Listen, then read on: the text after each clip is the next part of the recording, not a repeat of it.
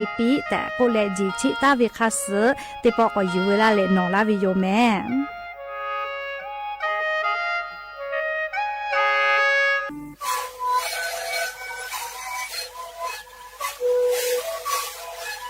ชีวิตกูมันคือยาแก้เชื้อบีออกข้าวชีแล้ว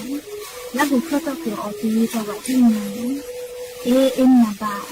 เด็กที่โอหาสุดขอกิโลเฮเล่นเล่นหลอกเอาพ่อออยาก็ชีวิตนาลีกูและได้ชิ้นนาลีเล่นถูกไปออยาที่นาลีที่แต่แล้วพ่อมันชอบพยายเล่นเล่นแล้วหูคอก็ชีวิตและงานแล้วหูคอก็ชีวิตมาในคาโบเมดิโซ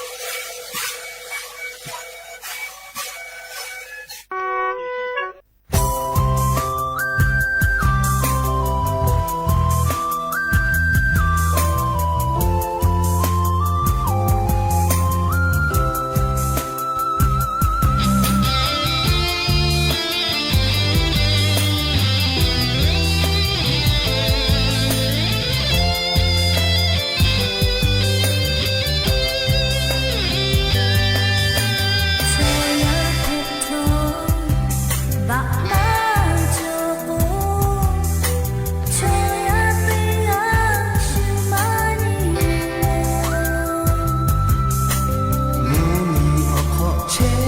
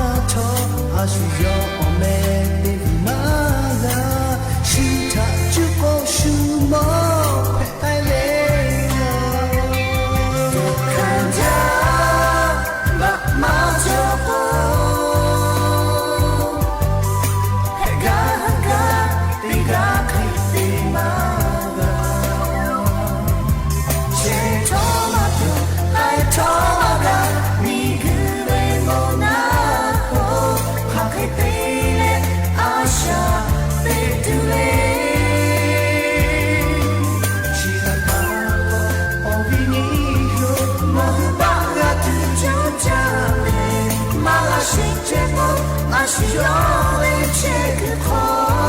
他的切口的家门，就看见爸妈就不。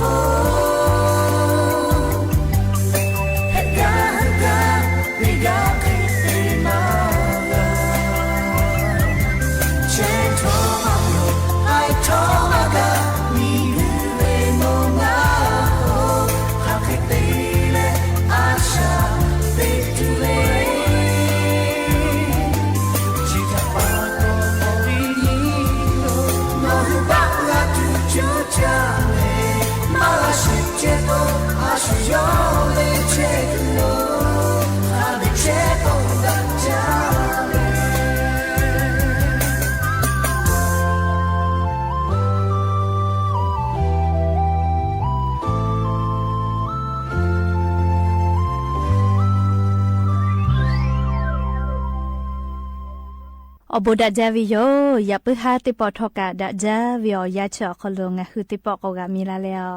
จุป้าอุปโลเชตาวิงะคืออวิโอนีราหุยาติพัทะติแกอคอกะกอกะดะกิเชวิทัปปะตออรอเปติกะลิลิทะตาอุยอยาวิโอคโลละเซจาแล้วรายกาอบูดาจากวิโอคโลหะยูลาวิโยแม่หาวิโอนีราหุยาคาพอชิพโลเชตาวิคาคิเพเชเลติกะลิลิทอกะจาเมดอแม่ซุแม่กาแม่ฮาเลดอซาเชอลีนาเชลิเจวิโอยากาลิโอจอยาปิปาไกเชวิอยาเพวิทัปปะตอจาวิดอวิเชวิจอวิติจิลิลิพอกาสติตาเลเชซาจอซากาตุอโปอาชุยอยากาทะคเดนหาซาดักอิสิแมและยันนิเวอยาเลเชดิซอคโลสุญิติปอกกามิลาเปยันนิเลนิฮาปาฟิฟริฮาปาคโลยันนิฮาปาสเตนียันนิเลมุนิเพวิโยและจะขอนิฮินิชขอมุขอเตฮาเลเลเวียยาฮินาริควายตาเลก็นาริทักไกเตฮาเลเลงะคือละหุคอรายการอบูดาจากเววิทยุเรดิโอ AM ติฮิโอฮาสจิคกิโลเฮิรตซ์เตไลพอละหุคอตอกไอเทวิโยเปิดตาเลนิพอติพอ Facebook Fan Page สวทเชียงใหม่ AM 1476พอกะไลฟ์สดติดต่อไอเจออวิอนีละหุยาติพาติแกละหุคอพอนาเลนี่คือละหุชอจิทะออกาปิดักไอแพวิโยหาวิวเนี่ยละหุยาติเผาติสเลเลสุญวิวยาเลเยกาวิวยาแต่ก็แลแต่ตาวิโยงาคือเยกาจอปเวชอติผาอาชุยเยกาทาอยาคาเดกาปีเชลล่า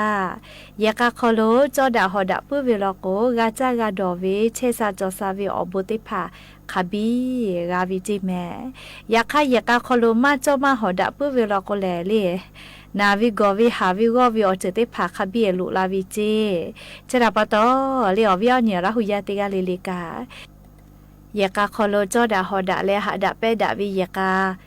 เพกาตัวโปกาทิจุจะแมกาจากาดอวิอบูมาโกเชซาจอซาเปวิอบูติพาเลนี่คือออกคือปืยากาคอโลตาลาวิลอแมและยันจวยวิอยาคอโลเลยากากาอุทักลิมาฮิโอโลจีเลยยันจวยวิยากาไคเกเลโกโกยันจวยวิยากาเลเลชอปอลาวิชอกาที่อีวิจกมาย้ายปอลาวีอีแล้วก็คือไทยมีก็คอลุชอลิชอมอมาเวมีติปิลุยวิจิแมนิเวติยาทาปุลาตาวิอยาลโกเยกาก็วิชออาลักขอกาคิจอวิจิติเยกาวิอคอลุนะเลยยาคัจเบวิอยาใครกันเลยก็เลยจะเบวิหอยาเลยเยกาขอชอนิรักเจติจอโลเจแค่ก็เยกาขอโลยาไอปอลาวิโอซาเตโกซากาที่อีเกยอกเกวิโยเคโกชโมชอกาที่มาเกเชวิจิอวิโอเนี่ยราหุยาติเผาปุลาตาวิโอยาโลโกเนคือเทมมีกาชอจาลาสีก็พอเวสามโนครัวก็เวนาลีกรมกาปกครองพอยุคือติของาคือไทยมิงก็คอลชอจาลาค่ะเคมาจอวิติผาก็เชวิโยยก็จะได้คือวิอยาเลลิงาคือไทยมิงก็คอลเชตาวิมียาจาลาสีก็กาตาวิแลสุดลาพะคิเจติเจปุระทะลก็สุดงาสุดขอลากาจอเวเลยอยากค่ะยอลามาวิทากามวิโยเลยกว่ามาเวเลเยกาติผาเยกาจอกายามาจอวิชอามาปะตอเลก็กาจากาดอวิอาจาดาลาวิโยเลมากาจามากาดอละก็ ยาปอพุมาหะเวียมาติเลก็เลยยาจอมาลก็พุชติภากาปึงพาวิโยเคก็งาคือไทมิงก็โคโลกาลินวิทยาทาเยกาคเดเพเชวิชอนี่ชุขอลาเยกาคิจอลอเจยาขยายปอลาวิปุเซแล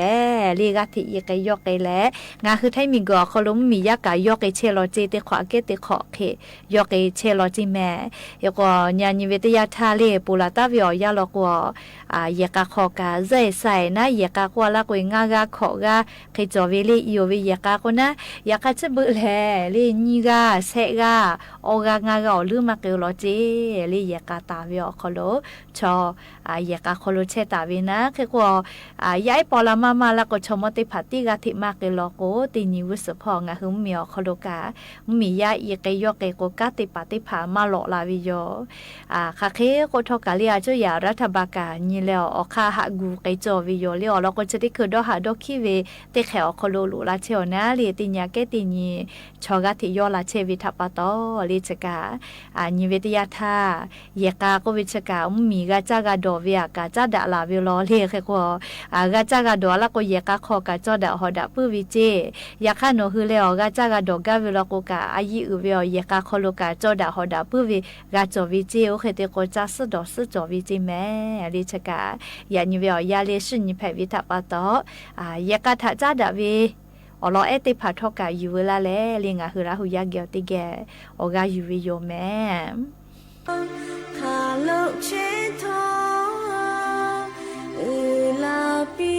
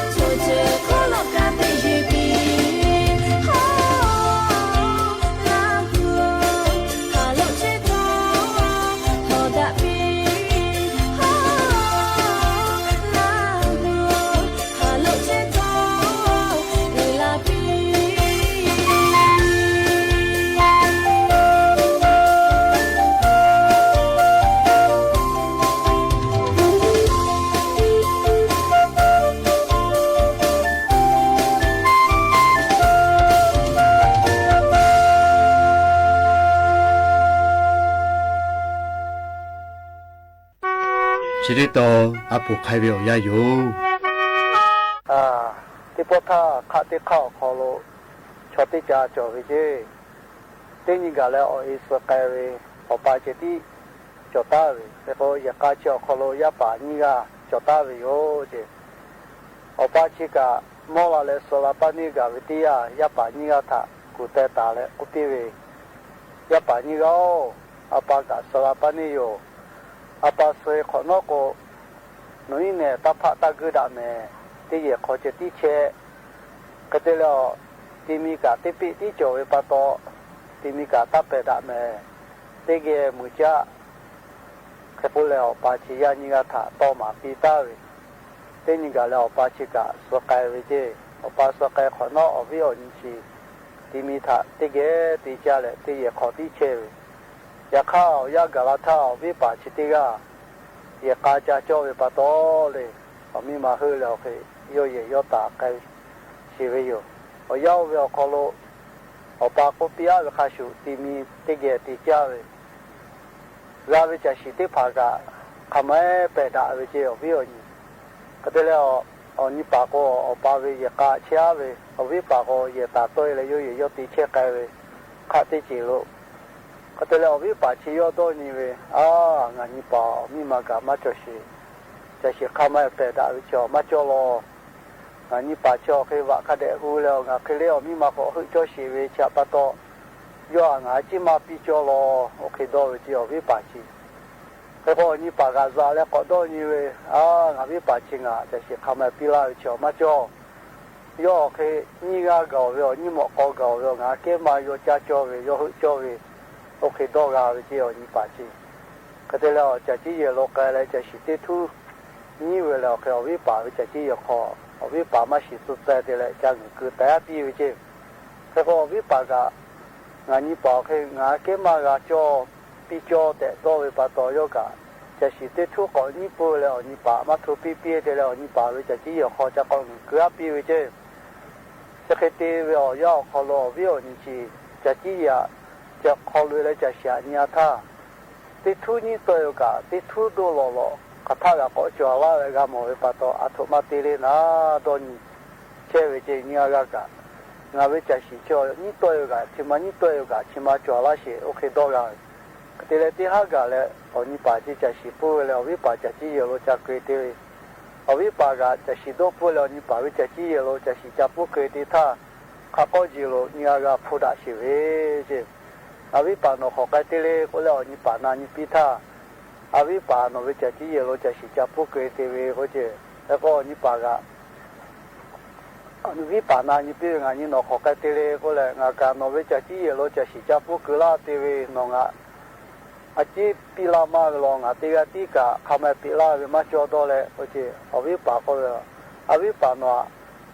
ปิลามาจอโลเตโตเชวีโนเคอมีมามาจอสิเลวะหูระหูเลโอเคอมีมาหืจอดเลยก็เลยโคดะโตลาเวจีนี่ก็ตกข้าขอดะไก่จะปะโตวิโอนี่เตียเอาโลเตียโดนี่ดะปุ้ยท่ายามวิเตียเตียท่าเตียบุโคดะตาเลยขอดะเวจีแต่ก็ชีวิตเลยข้าวขอลุเตียปุเตียโดนี่ดะปุ้ยปะโตเลยอะไรโดชาไก่ปะหามาโตลาเวนะแต่ก็งาจะจะเคยที่อยู่ตัวจอวิท่ายามวิโอเลยอย่าเพื่อหาติปอสิละกะลาตุเวอลอติผาจะให้ไม่จะได้โยแม่ลูลาเลอคือปตาเลอเลมือทักกะติเกเชาเลอพอนาเลอกะปิลาเชวิเตกะลิลิกาซุเมกะเมเชซาจอซาฮาเลดอซาเวอบูติกะลิลิอคโลกะลาปิอบูจาแม่โอชอดาเยซูอลองากาชิเตยางายชาดตาเวอลโชลากางาเวโจหาสุตาเวชายกทะกอลากาจิตาอนุอโชติมากายาเยซูเคงาชาฮาเวชมาจอยกให้นูเนเวอชมาจงาเวบาขปุตุอนุชอติมากางาจักขามหาจาลี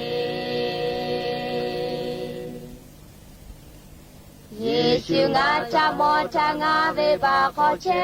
တာငါဘေညီမနာဟုလေဒုဟာချေတာ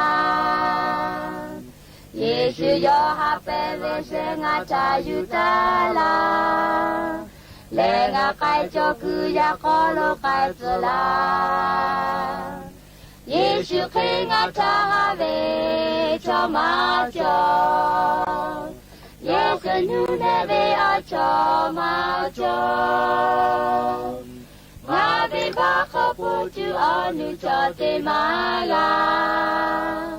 ငါချခမဟာကြလေတေညီလေးယောငါကလာလေဩဂပီလာယောဟာဘေအလောလလေကိုရှိစလာအချုပါတော်ယောငါကလာဘေငါမရှိတေညီယောမေဖို့တမောချငါရှိယာယေရှုခေငါသာဘေချောမချောယောခေနုနေဘေအချောမချောငါဘေပါခေါ်ဖို့သူအနုချောတေမာလာငါတခါမဟာကြလေ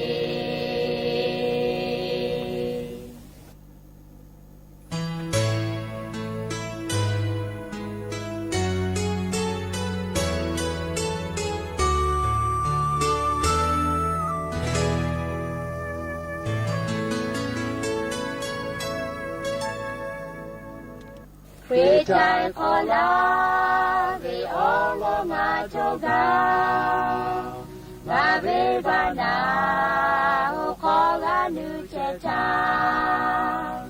အိုချာစွေကပါငါချဖေလာယောဟာပေအာကျူအောလငါကောက်ကအိုယောငါပိုပီလာဘေဘုဒိချာယောကေအချောဒါဝေတေကမချောသာခောဘေဘုငါပိုချေချေဘိချာအဘုချာယောဟာပေဘုကမော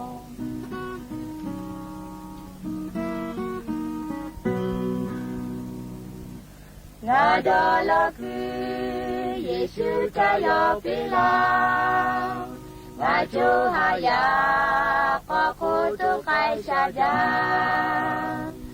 ယောဂေဘုရားငါတော်ဒီမာလက်တာမိကူအရှိ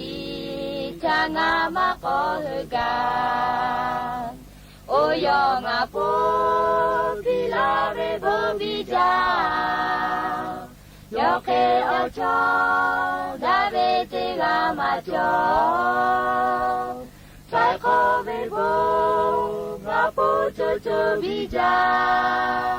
အဘုချာယောဟာပေဘုကမော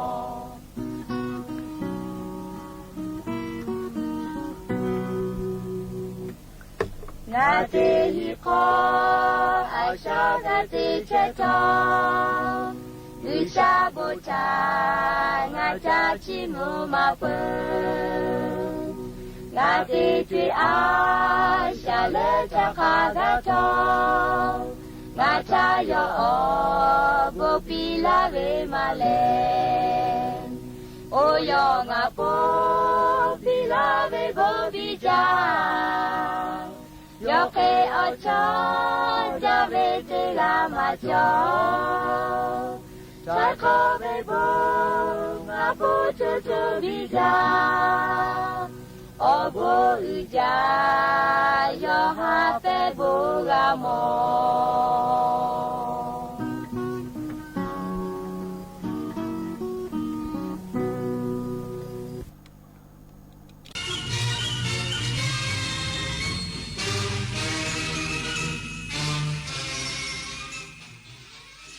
รับฟังข่าวต้นชั่วโมง 21 นาฬิกากับยุทธพรบานเย็นครับประชาชนกว่า90%ที่ใช้สิทธิ์เลือกตั้งล่วงหน้าในพื้นที่กรุงเทพมหานครชื่นชมการทำงานของเจ้าหน้าที่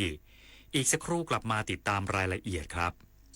8 กุมภาพันธ์นี้ทุกเสียงคือพลังอย่าลืมไปใช้สิทธิ์เลือกตั้งสมาชิกสภาผู้แทนราษฎรและออกเสียงประชามติตั้งแต่เวลา 8 นาฬิกาถึง 17 นาฬิกาณหน่วยเลือกตั้งที่มีชื่อตรวจสอบรายชื่อผู้มีสิทธิ์ได้ที่ www.ect.go.th แอปพลิเคชัน Smart Vote หรือสายด่วน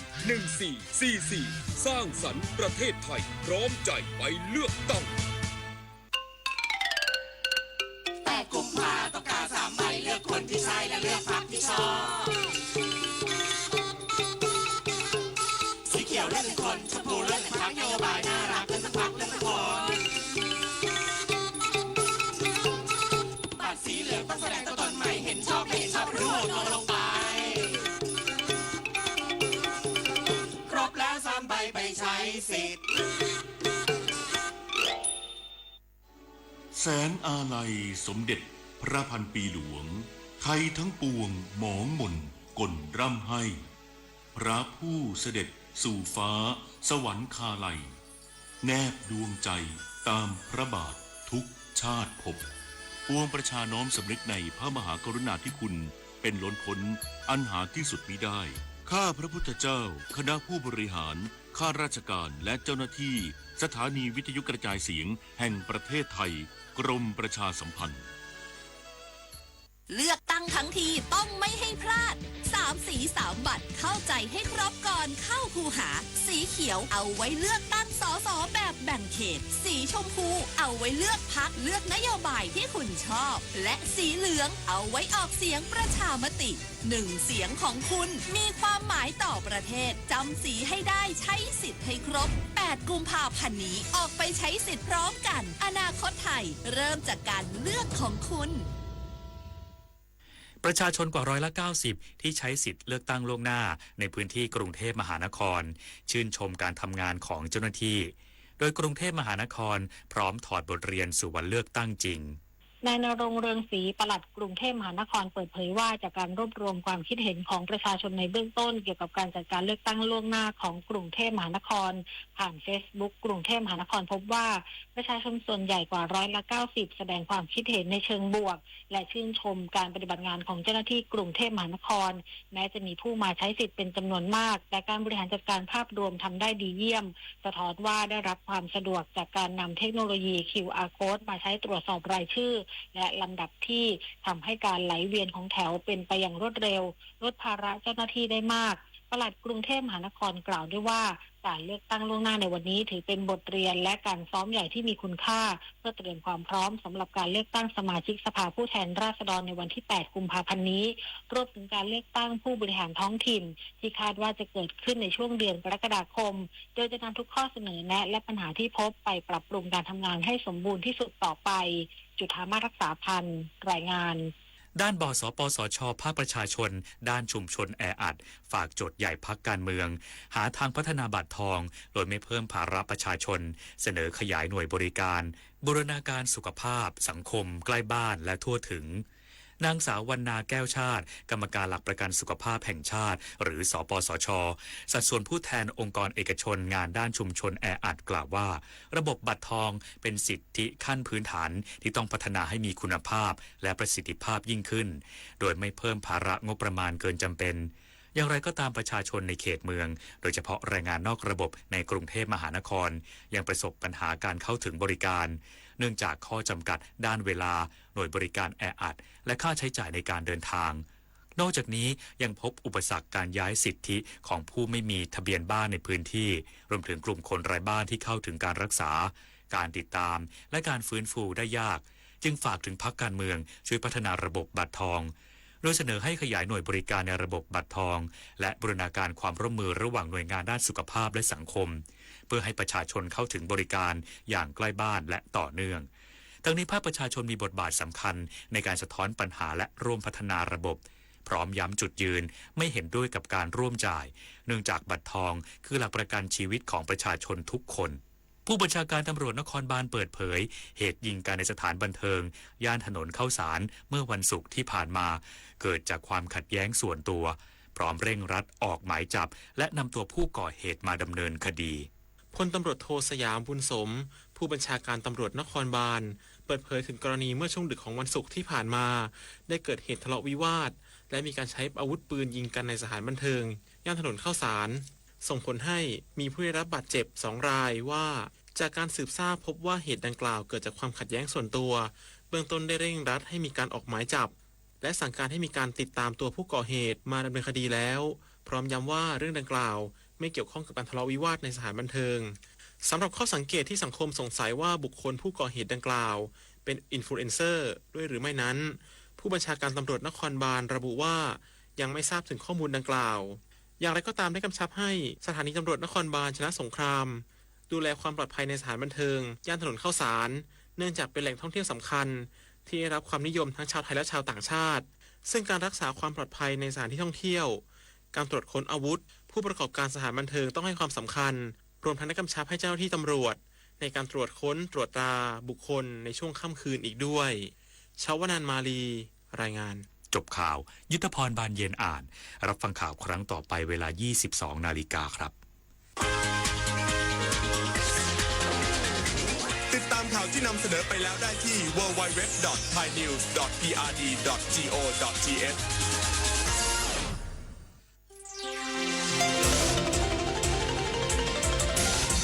วิทยุแห่งประเทศไทยให้ความรู้กู้ความสุข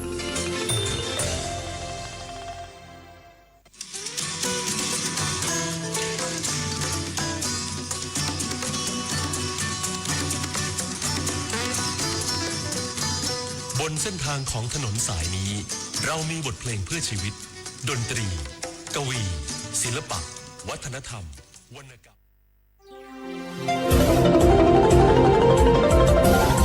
วิทยุแห่งประเทศไทยให้ความรู้กู้ความสุข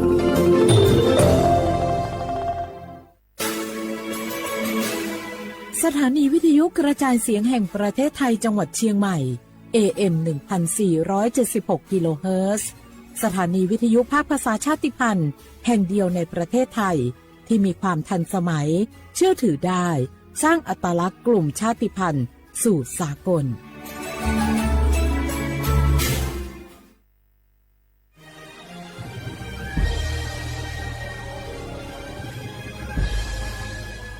เกิดเป็นคนไทยเติบโตบนผืนแผ่นดินไทยจงภูมิใจในความเป็นไทยชาติไทยเรานั้นนับเป็นชาติที่มีความเป็นมาเก่าแก่ยาวนานเรามีภาษาวัฒนธรรมและมีสิ่งต่างๆที่เป็นเอกลักษณ์ให้เราได้ภาคภูมิใจในความเป็นคนไทย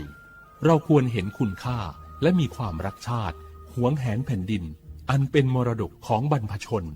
ร่วมภาคภูมิใจในความเป็นไทย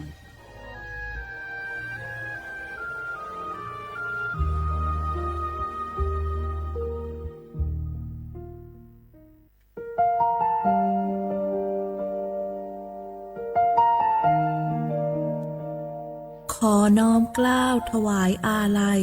สมเด็จพระพันปีหลวงพระแม่แห่งแผ่นดินผู้ทรงเมตตาเหนือเกล้าขอพระองค์เสด็จสู่สวรรคาลัยข้าพระพุทธเจ้าข้าราชการและเจ้าหน้าที่สถานีวิทยุกระจายเสียงแห่งประเทศไทยจังหวัดเชียงใหม่กรมประชาสัมพันธ์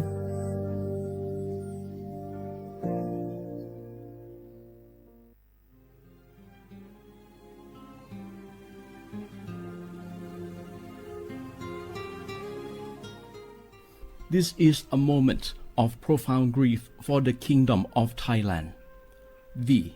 the collective voices of Radio Thailand Chiang Mai, join the Thai nation in mourning the passing of our beloved Queen Martha, Her Majesty Queen Sirikit. Her life was a testament to the unwavering service, grace, and deep love for the Thai people. Our humble condolences and thoughts are with His Majesty the King, the royal family, and all the Thai people during this deeply sorrowful time. We will remember her forever.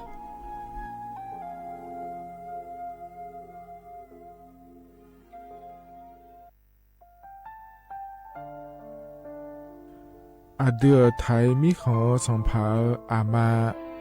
สมเด็จพระนางเจ้าสิริกิติ์พระบรมราชินีนาถพระบรมราชชนนีพันปีหลวงควยตาโอดาเลียกาชายันดาชอเนมาอายออามามิขอเปียวเนไทยมิขอกะดูอาคาชอเจอกะดูเงเกเนลาหมายแอจิเชนีถามิเนนือมาละเขมาเงเลเชญาเธอมิเนอาดิมาโยหานาลูอายองเนเกเนโยเยบอเนมาอีนอายอมโดอาดิเนโรเอียเนควยตาโอดาเลมิเนนือมาเนสาวเนวอจอจอยเรญาอาดิมาโยหานาลูอายองนือมาละเขยอจอนาลูเนเกเนโยเยบอชอเนมางามาอาเขาชอเจโยกานาลู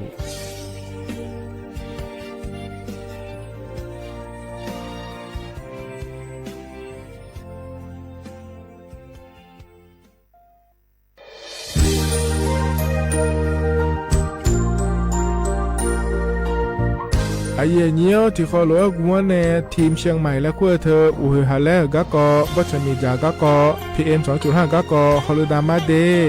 ไอเยนี้มีจาโดโมนะทกศูนย์อำนวยการและแก้ไขปัญหาไฟป่าหมอกควันและฝุ่นละอองจังหวัดเชียงใหม่ละคือนากาซาโบจำยองาซุมตีนีเย่จำยอเยียงจังเลยยาไม่เดแกมาเมื่อฮอปาย้อนยุ่มได้จางาเดเยเนียว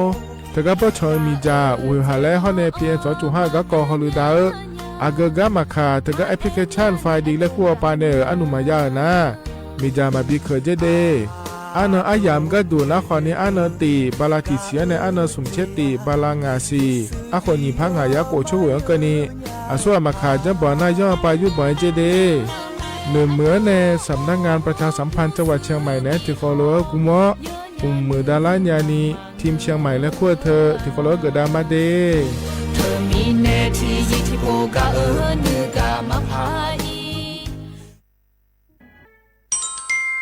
အရင်ညကြလာငယ်အနာညီချေဝဘလာချေစီအခုညီဖငါရကိုချစ်စငယ်နော်တကခနာထမတီရပေါ်ကြောက်လို့အရင်ညီစန်ချကကောဆာလူဒချဘနေကဒူဒေလဲပေါ်ကြငါဒေညေဒေ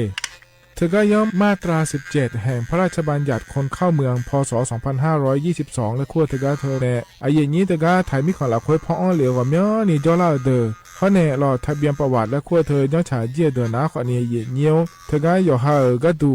การขอสถานะคนต่างด้าวเข้าเมืองโดยชอบด้วยกฎหมายและขั้วเธอย่อยาเมเจเดเยเนียวเดเขาแน่เยเนียวมาตรา7ทวิแห่งพระราชบัญญัติสัญชาติพศ2508อายุนี้เฮก็ถ่ายมีของละคุยได้แล้วแน่อาดามังเงนะอามาทกาทะเบียนประวัติบุคคลไม่มีสถานะทางทะเบียนและอ้อเธออายุนี้สัญชาติสัญญาไม่ได้เดเยเนียวเดใช่ก็ดูนะขอนี้กูเทเมือละคุยย่อนะทกาสำนักบริหารการทะเบียนกรมการปกครองและคุกาสัญญาไม่ได้ยมมือยอละคุยนะเยเนียวทกาในอำเภอยอฮันเนโจดัวรอราชการอายามละคุยอันนนีเชวบาลาโกซีอาคนนี้พังอายาโกเชวขวงเกนีเดเยเนียว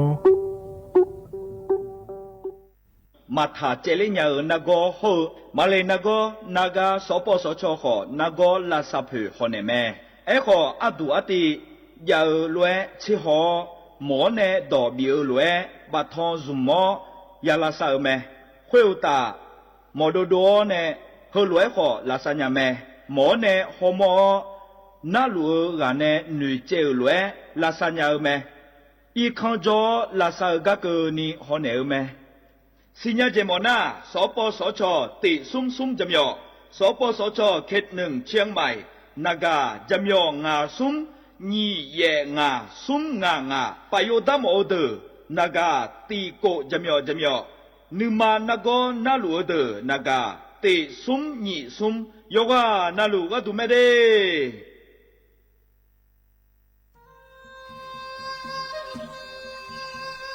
ยอปอนาลูเฮตาฮอดาเงอุเฮฮาเล PM 2.5 เฮมีดาลางาเลศิลางาอาดูมาเนจังเงดอเจอปะปะกัวเงเจมีจาเคมีเน เฮดโตลูชั่วยามอโดเดลาเนมัวฟาเนียมามึงอะเดเมียนพี่ละขบยานาละฮอเนสาโกพปานก็ขอนี่เปลี่ยนละยังไงอดีมาโยฮานาลูกุมวันเนมิจามาเคนีโยฮาเนยับมุนยับเพอเลอเธอโลไทเนเฉเนปุยเกมิจามิกาพี่ฮอเนบอชอมยาลานีอาบอที่ขอหลวงเขาที่ขอหลวงกุมวันเนมิจาตาเคเดเหมือนเนโยฮานาลูเวอยู่เหมือนจะชาโดนีจอนยาผาเหมือนเนสำนักงานประชาสัมพันธ์ที่3กรมประชาสัมพันธ์พปาเนจากกาเงเด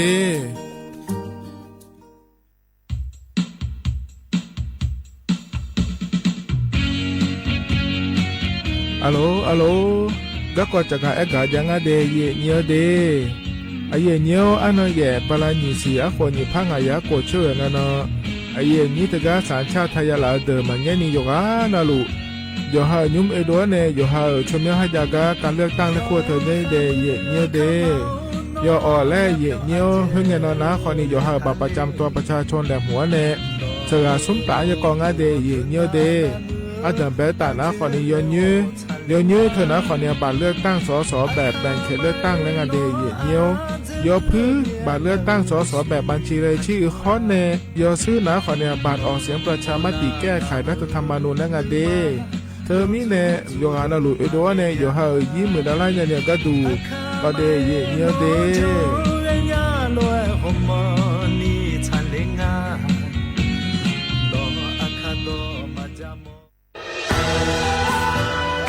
จากศาลากลางจังหวัดน่านหลังเก่าพัฒนาสู่การเป็นศูนย์การเรียนรู้นันทศิษย์ป่าคารโดยมูลนิธิรักป่าน่านนับเป็นพระมหากรุณาธิคุณที่สมเด็จพระกนิษฐาธิราชเจ้ากรมสมเด็จพระเทพรัตนราชสุดาสยามบรมราชกุมารีได้พระราชทานนามนันทศิษย์ป่าคารอันหมายถึงอาคารแห่งความรู้ทุกแขนงของจังหวัดน่านภายในประกอบด้วยห้องนิทรรศการเฉลิมพระเกียรติรัชกาลที่ 9 แสดงพระราชประวัติและพระราชกรณียกิจของพระผู้ทรงเป็นพลังแห่งแผ่นดินและต้นแบบของความเพียรรถพระที่นั่งอนุสรณ์แห่งการเสด็จเยี่ยมราษฎรในถิ่นทุรกันดารทั่วทุกภูมิภาคของไทยพิพิธภัณฑ์ศาลากลางจังหวัดน่านความทรงจำของอาคารหลังเก่าและการอนุรักษ์สิ่งสำคัญของเมืองน่านเทคโนโลยีกับมนุษย์จุดประกายความคิดสร้างสรรค์สู่การสร้างนวัตกรรมในอนาคตน่านซิมูเลชันแนวทางจัดการขยะที่ยั่งยืนเพื่อตระหนักถึงผลกระทบต่อสังคมเศรษฐกิจและสิ่งแวดล้อมห้องสมบัติน่านย้อนรอยสู่อดีตและความรุ่งเรืองของนครน่านผ่านเงินตราเครื่องเงินและผ้าทองเปิดให้เข้าชมฟรีไม่มีค่าใช้จ่ายตั้งแต่เวลา 9 นาฬิกาถึง 17 นาฬิกาหยุดทุกวันจันทร์และวันนักขัตฤกษ์มาร่วมอนุรักษ์สืบสานสร้างสรรค์ศิลปะวัฒนธรรมและวิทยาศาสตร์ของเมืองน่านคุณค่าที่น่าภาคภูมิใจ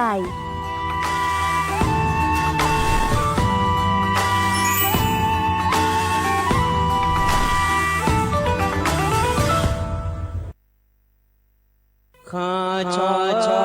แม่น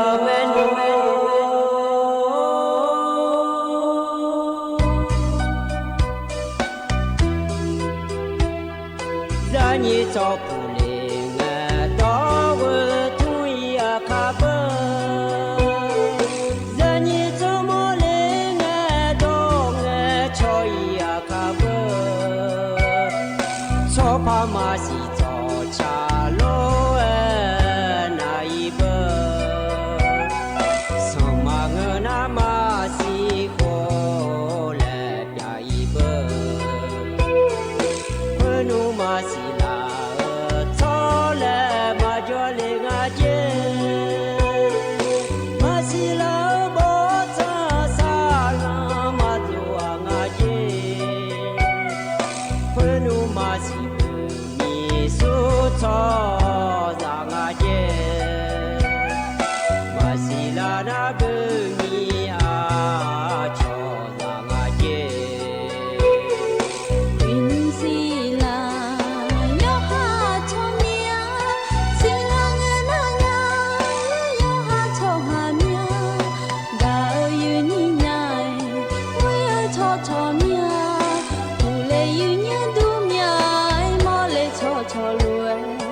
อ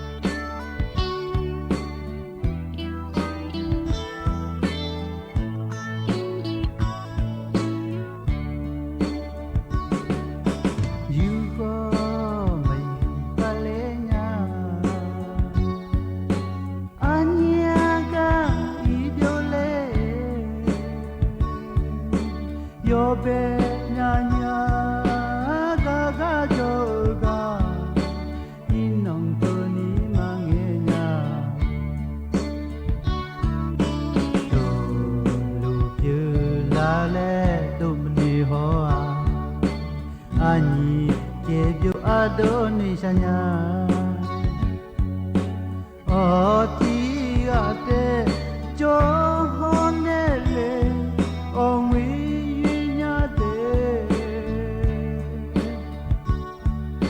Ani Chebyo Iona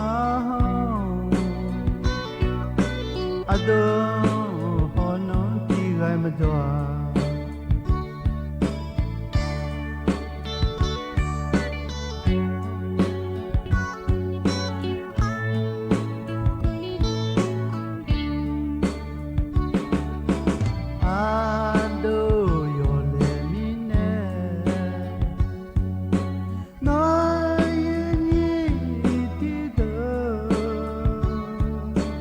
Adone ani tiga joga Yuni sapo magaya Julu julale mani hoa Ani edoni molanya Oh ngeya ani ole Oh ani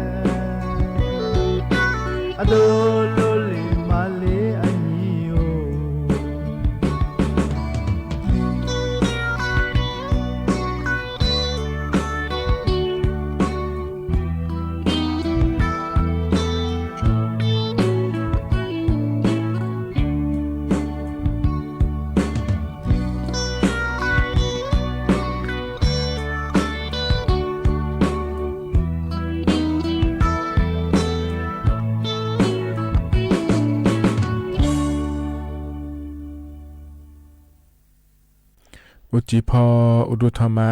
เย่นี้มีขังยาโยกานาลุเนรอเย่เนียวอินานาจอนงานฉลาแม่เดเย่นี้เดวันอาทิตย์งานแหนเย่นี้นิจิเกลองานแหนอาโยเชื่อเหมือนที่ขอรอจดามาเย่นี้ฮกาเมียวมอดู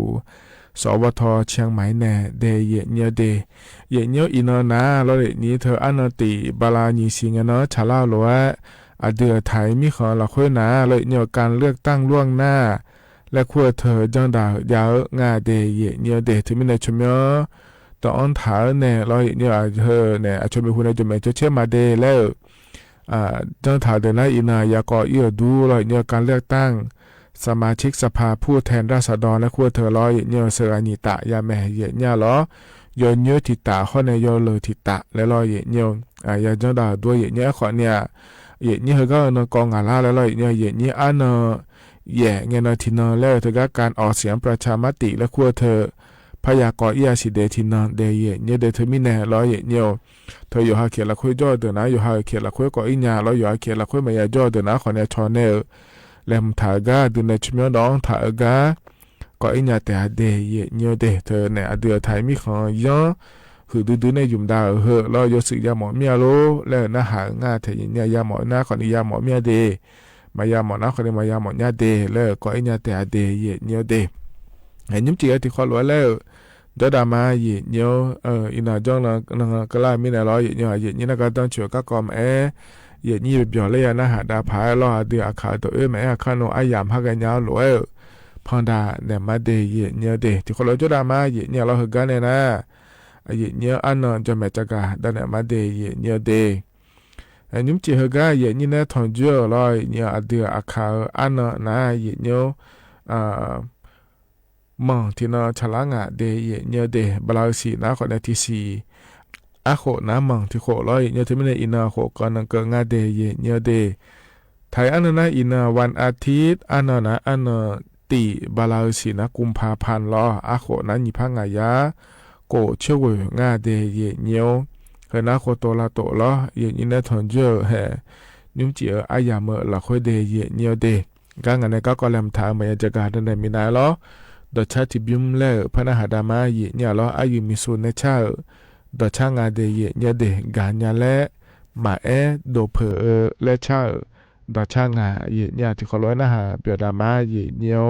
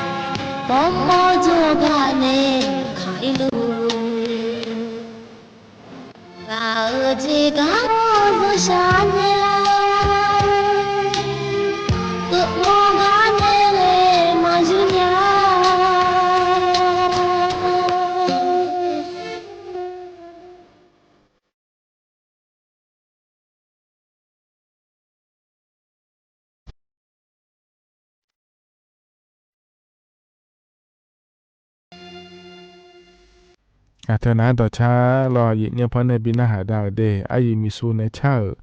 ดอชางาเยเนี่ยเราอยู่นะรู้ว่าอายนะหาเบียวด้วยเยเนี่ยเราจะนอนปะลาในนะหาล่าอายินี่อยู่นะรู้ดูธรรมะเยเนี่ยมาเข้าปะในนะหามาFacebook ปะในนะหามารอเยเนี่ยที่เขาเราจะนำมาเดงอันเนอายุเชื่อเหมือนนาลีเชลังกันนี่เดเยเนี่ยเดก็เมจะกันในบินาเนี่ยมอนาเราก็เกลือขั้นหนึ่งสองงานเนี่ยเย็นนี้เอาหัวไม้ก็เหลือรอเย็นเนี่ยยาแม่เย็นเนี่ยขั้นหนึ่งสองอัดดับแบงเนาะดาแม่เดย์เย็นเนี่ยเดที่มีนะขั้นหนึ่งสองอุศอายามเราคุยจันทร์เนี่ย น่าหาญาแต่ก็บิงเงลามาเนี่ยชุมยาจิแล้วคู่เลยแล้วรอเนี่ยก็พอจนเนี่ยเลย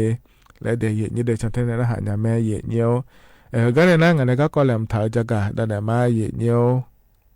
ศาลยุติธรรมและคงอาจจะเนี่ยเราหมดจะเชื่อไปในจากกะก็เดี๋ยวเนี่ยอีนุ่มละหัวร้อยเราหนักกาหุ้มมาขอยุ่มยาเล่าเราเลยนี่ยังงานในนี่อับบ้าขอในถอนยาอาจจะขอเดินยาเราวิดีโอแล้วคู่ตัวขอในถอนยาหน้าที่นะหัวร้อยก็งานเดี๋ยวเนี่ยเดี๋ยวนุ่มออนไลน์เขาไปก็ดูขอเนี่ยมีเนี่ยมาเราอยู่หาช่อเนโลอยู่หายาขาเนโลแล้วเราเนี่ยเธอเนี่ยอับบ้าถอเราหน้าอับบ้าถอหัวร้อยก็จนในถอนนั้นว่าจะมังงาเนี่ยเราไอ้ขอนี่ที่นะแล้วก็เธอมีชุดเพื่อมาดุมนี่โลแล้วเราเนี่ยอยู่หายาขาเนที่คนเราถอดถ่ายโล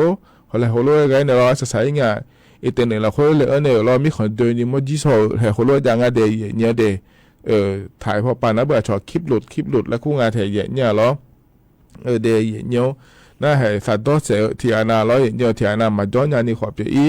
แล้วเราเลยเนี่ยเฮก็เฮก็เราเนี่ยส่วนมาขายอยู่ห่าอาบะมาขอเราเนี่ยเธออยู่ห่าชอเนี่ยที่คนเราจ้เนี่ยเราให้เพื่อนจ้างรู้แล้วเราเนี่ยอันยุ่มนาเราเนี่ยเธออินเทอร์เน็ตเราคุยมั่วนะเขาเข้ามาตัวจับบีน่ายอมาบิสุบิโอเนี่ยมาเจเดย์เนี่ยเดย์เธอก็อินเทอร์เน็ตเราคุยมาบีจานี่เราไอ้ขอเนี่ยเธอก็เนี่ย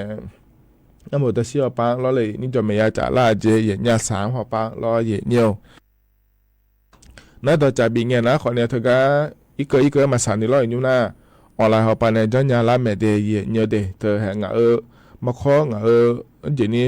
เจ้าถ่ายเราก็อินเทอร์เน็ตหัวปังโดนเรื่องอะไรชาตัวเสร็จมีอะไรเลยเราเนี่ยเธอก็ตัวจับบีเนี่ยไม่เจเนี่ยเราหมดตัวเชี่ยวหัวปังเราสามหัวปังตัวจับบีเนี่ยไม่เจเดย์เนี่ยเดย์แต่ก็อย่ามาข้อมาชดเชยเขาเนี่ยมานี่งานเดี๋ยวเลยนะขอเนี่ยเขาก็สิบโยก็ดูแลเจ้าเนี่ยมาเจเนี่ยเหรอเธอมีเนี่ยเดเนี่ยเดเธอก็เนี่ยแฟนอาญาแล้วคู่ปันตัวจับบิลเนี่ยเราออนไลน์เขาปันเนี่ยเรา CIOS แล้วคู่งานเนี่ยเราเธอก็หลักคุยเลยเนี่ยตัวจับบิลเนี่ยไม่เจเนี่ยคือมันนี่นะยอดที่ไม่เหลือก็ก่อเนี่ยที่อาณาเหรอยอดให้ชอมเนี่ยยาขายเนี่ยแล้วเราจะมังงาแล้วเราเนี่ยเขาแต่เลยแล้วเราเนี่ยเธอเนี่ยอาบ้ามาขอเงินเดี๋ยวท้องฐานเนี่ยเลยนี่แห่นักจ่อยงาเจเลยเนี่ยยาละมืองาเจแล้วแห่บาลาซาดูอินเนี่ยบินเนี่ยอินเนี่ยบิลามือเนี่ยละแห่ก็เนี่ยแล้วชอยเดี๋ยวอาบ้ามาขออยู่โดนในอินเทอร์เน็ตว่าไปเพียโดอีโลเหมือนนั้นคนนี้นักการรับย้อนเนี่ยเราเนี่ยแห่ชอยก็โอยากันเนี่ยเราเธอก็อาบ้ามาขอเธอหมอเนี่ยเราอินเทอร์เน็ตปนน้องอีโลแล้วเราเลยนี่แห่ฮัลโหลเอตัวรู้ละคุยเราเนี่ยอินว่าเจก็คนฮัลโหลโลลาญามิเนี่ยเราเนี่ยถึงมิเนี่ยเราเธอก็ที่นั่งกลางเนี่ยเราจะมาจังอยู่หายาบ้ามาข้อแม่อยู่หามาโดอยู่หาสิญาช่วยแม่เหรอก็อินเทอร์เน็ตเราคุยให้ช่วยมาดูเนี่ยก็ง่ายเลยแล้วเราเนี่ยมอหนาเดียเนี่ยเดเธอก็ส่วนเนี่ยเธอก็จะพกข้อมาจัดเนี่ยนะอายมาเราเหรอก็บ้ามาค่อยบิสิบโยนเนี่ยเดือนชาวบ้านเนี่ยไม่ได้แล้วธุรกิจการนั่นเลยไอ้ขอเนี่ยเธอก็แอปพลิเคชันไทยดีแล้วคู่เธออย่างงั้นเธอก็อยู่เมื่อเธออยู่กันแล้วหรือเธอก็จะพอในจังดามินเนี่ยเดียเนี่ยเฮก็หนาวเนี่ยแต่ชาติบิมแล้วเพิ่นอาหารดามาหลอนอยู่ก็เพิ่นในบินอาหารดาเฮนาขอเนี่ยอโดพี่เจในชาต่อชาเดยเนี่ยเดมิชวนงชาเกิดต่อชาแม่เนี่ยหรอที่ขอรวยนะฮะเบียดามาเนี่ย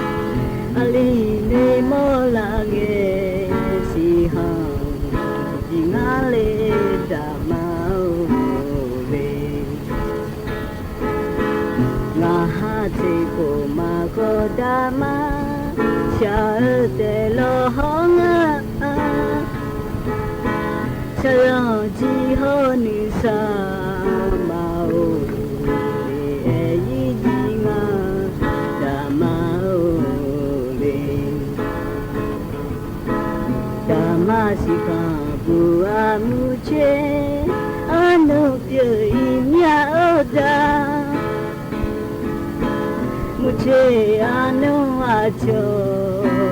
ดูยืนยาเลยอาดาวอาเชื่อสมือโมยาเพียยาหงาชาละยาดาอาเชื่อสมือโมเจตาหงาชาละยาดาดาวที่สิตาเวขอดานี่สิตาเวดูลีขอเวโหนาดีลางาดาดาวเวดามาเมดออาลีมานาฮัลโหลฮอมยาอาลีเมมอลาเงสิคังวิจิงาเลดามาโอเล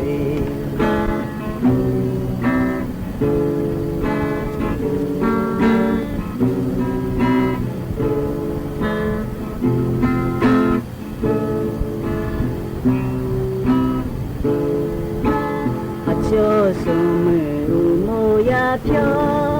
ยาหงาชาละยาดาอาเจ้าสมือโมเจตังตังโหงาชาละยาดาดาวเวจิสิทังเวขอดูเชหงาดีละยาดานี่สิทักเวดูลีขอเวโหนาดีละงาดาดาวเลดามาเมโดอาลีมานาฮัลโหลฮอมยาอาลีเมมอลาเงสิคังวิจิงาเลดามา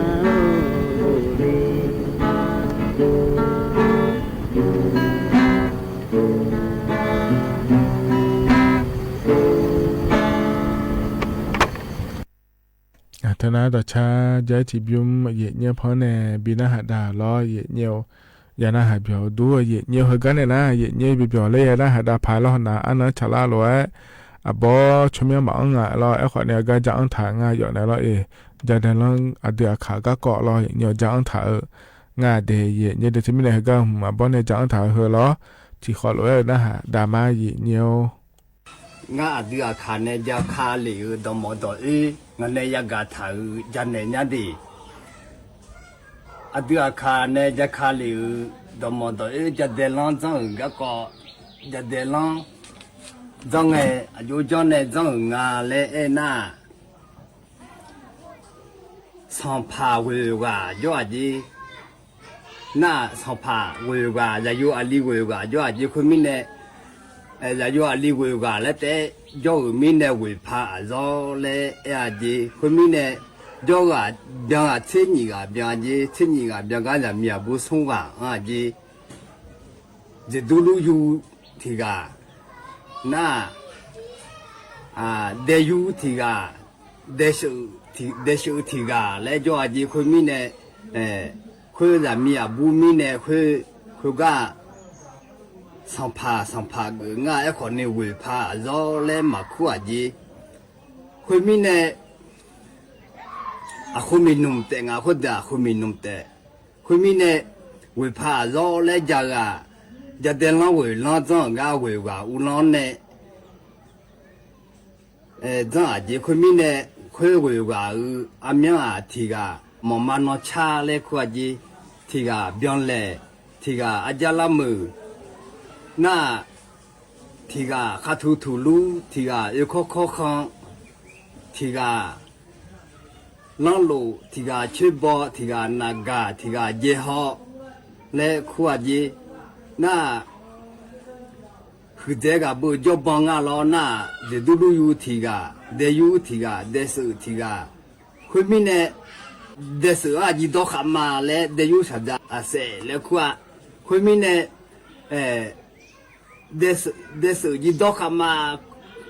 อายุดงอะไรน่ะที่นั่นมาดอจียาวสิดอจีที่นั่นจีบ่าวจ้าดออะไรงาที่ยาวเลควาดีค่ะอาดูอาคาเนี่ยจะคาเลยอ่ะจีบ่าวจ้าเธอที่จ้างที่ยาวเลควาน่าที่กูน่างาคาเลควาคุมิเนที่นั่นจ้าดอที่ชูสิดอจีที่นั่นที่ชูสิคุยดอควาจีบ่าวจ้ามาจากมิเนที่ชูงาของที่นั่นมาดอจียาวสิดอ多在以前也没比生活也没，嘛我比在下季，那得有啥子个啊？那你看俺嘞那听那么大也叫为么子俺嘞他在下游客嘛在生活去嘛，嘛我比在嘞，大看多罗大家也干嘞啊，后面呢？听那么大也叫为么子嘞？那个听那下季为叫咋子？ชาจิกุยอคราไทยเมืองโซน่าเชลูเจียที่นั่นจ่าเชิงอาลูเอกานี่เบียที่นั่นมาได้ยาจอกุยมอจ่าเลยเอกว่าที่นั่นกุยยอจ่าเจีเอกว่านี่จ่าเจีชายุขวาขึ้นมาบินนี่คนนั้นนี่จ่าเจีคนมีเนี่ยเธอสัมภาษณ์เธอเส้นนี่ก็ละคุยยอมบังงาเลยนะอายอชาจาข้ากันนะข้างาเลยนะยอมบังข้างาเลยนะเมื่อสายนุ่งเวดอาหูเมบิเวกอสังกาหุมจ้าสูชูยอลายาชูสูนูและตาเจคนมีเนอดีอาคาดูจ้าทุลุทุนานาคามีเนอดีอาคาดูจ้าบิโอเลงะคนมีเนข้าทุลุกานานิข้างาเลยนะข้าทุลุกา喜龙别动，那时候天龙有嘛那考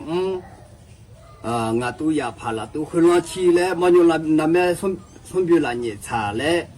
湖南你看见那从西落空从西这上嘞，湖南你看见和路下，考看啊，那你考啊嘞那，空皮家嘞白胡松豆胡也看见。我皮家嘞白胡松豆胡呢，考呢小下，去皮毛种下。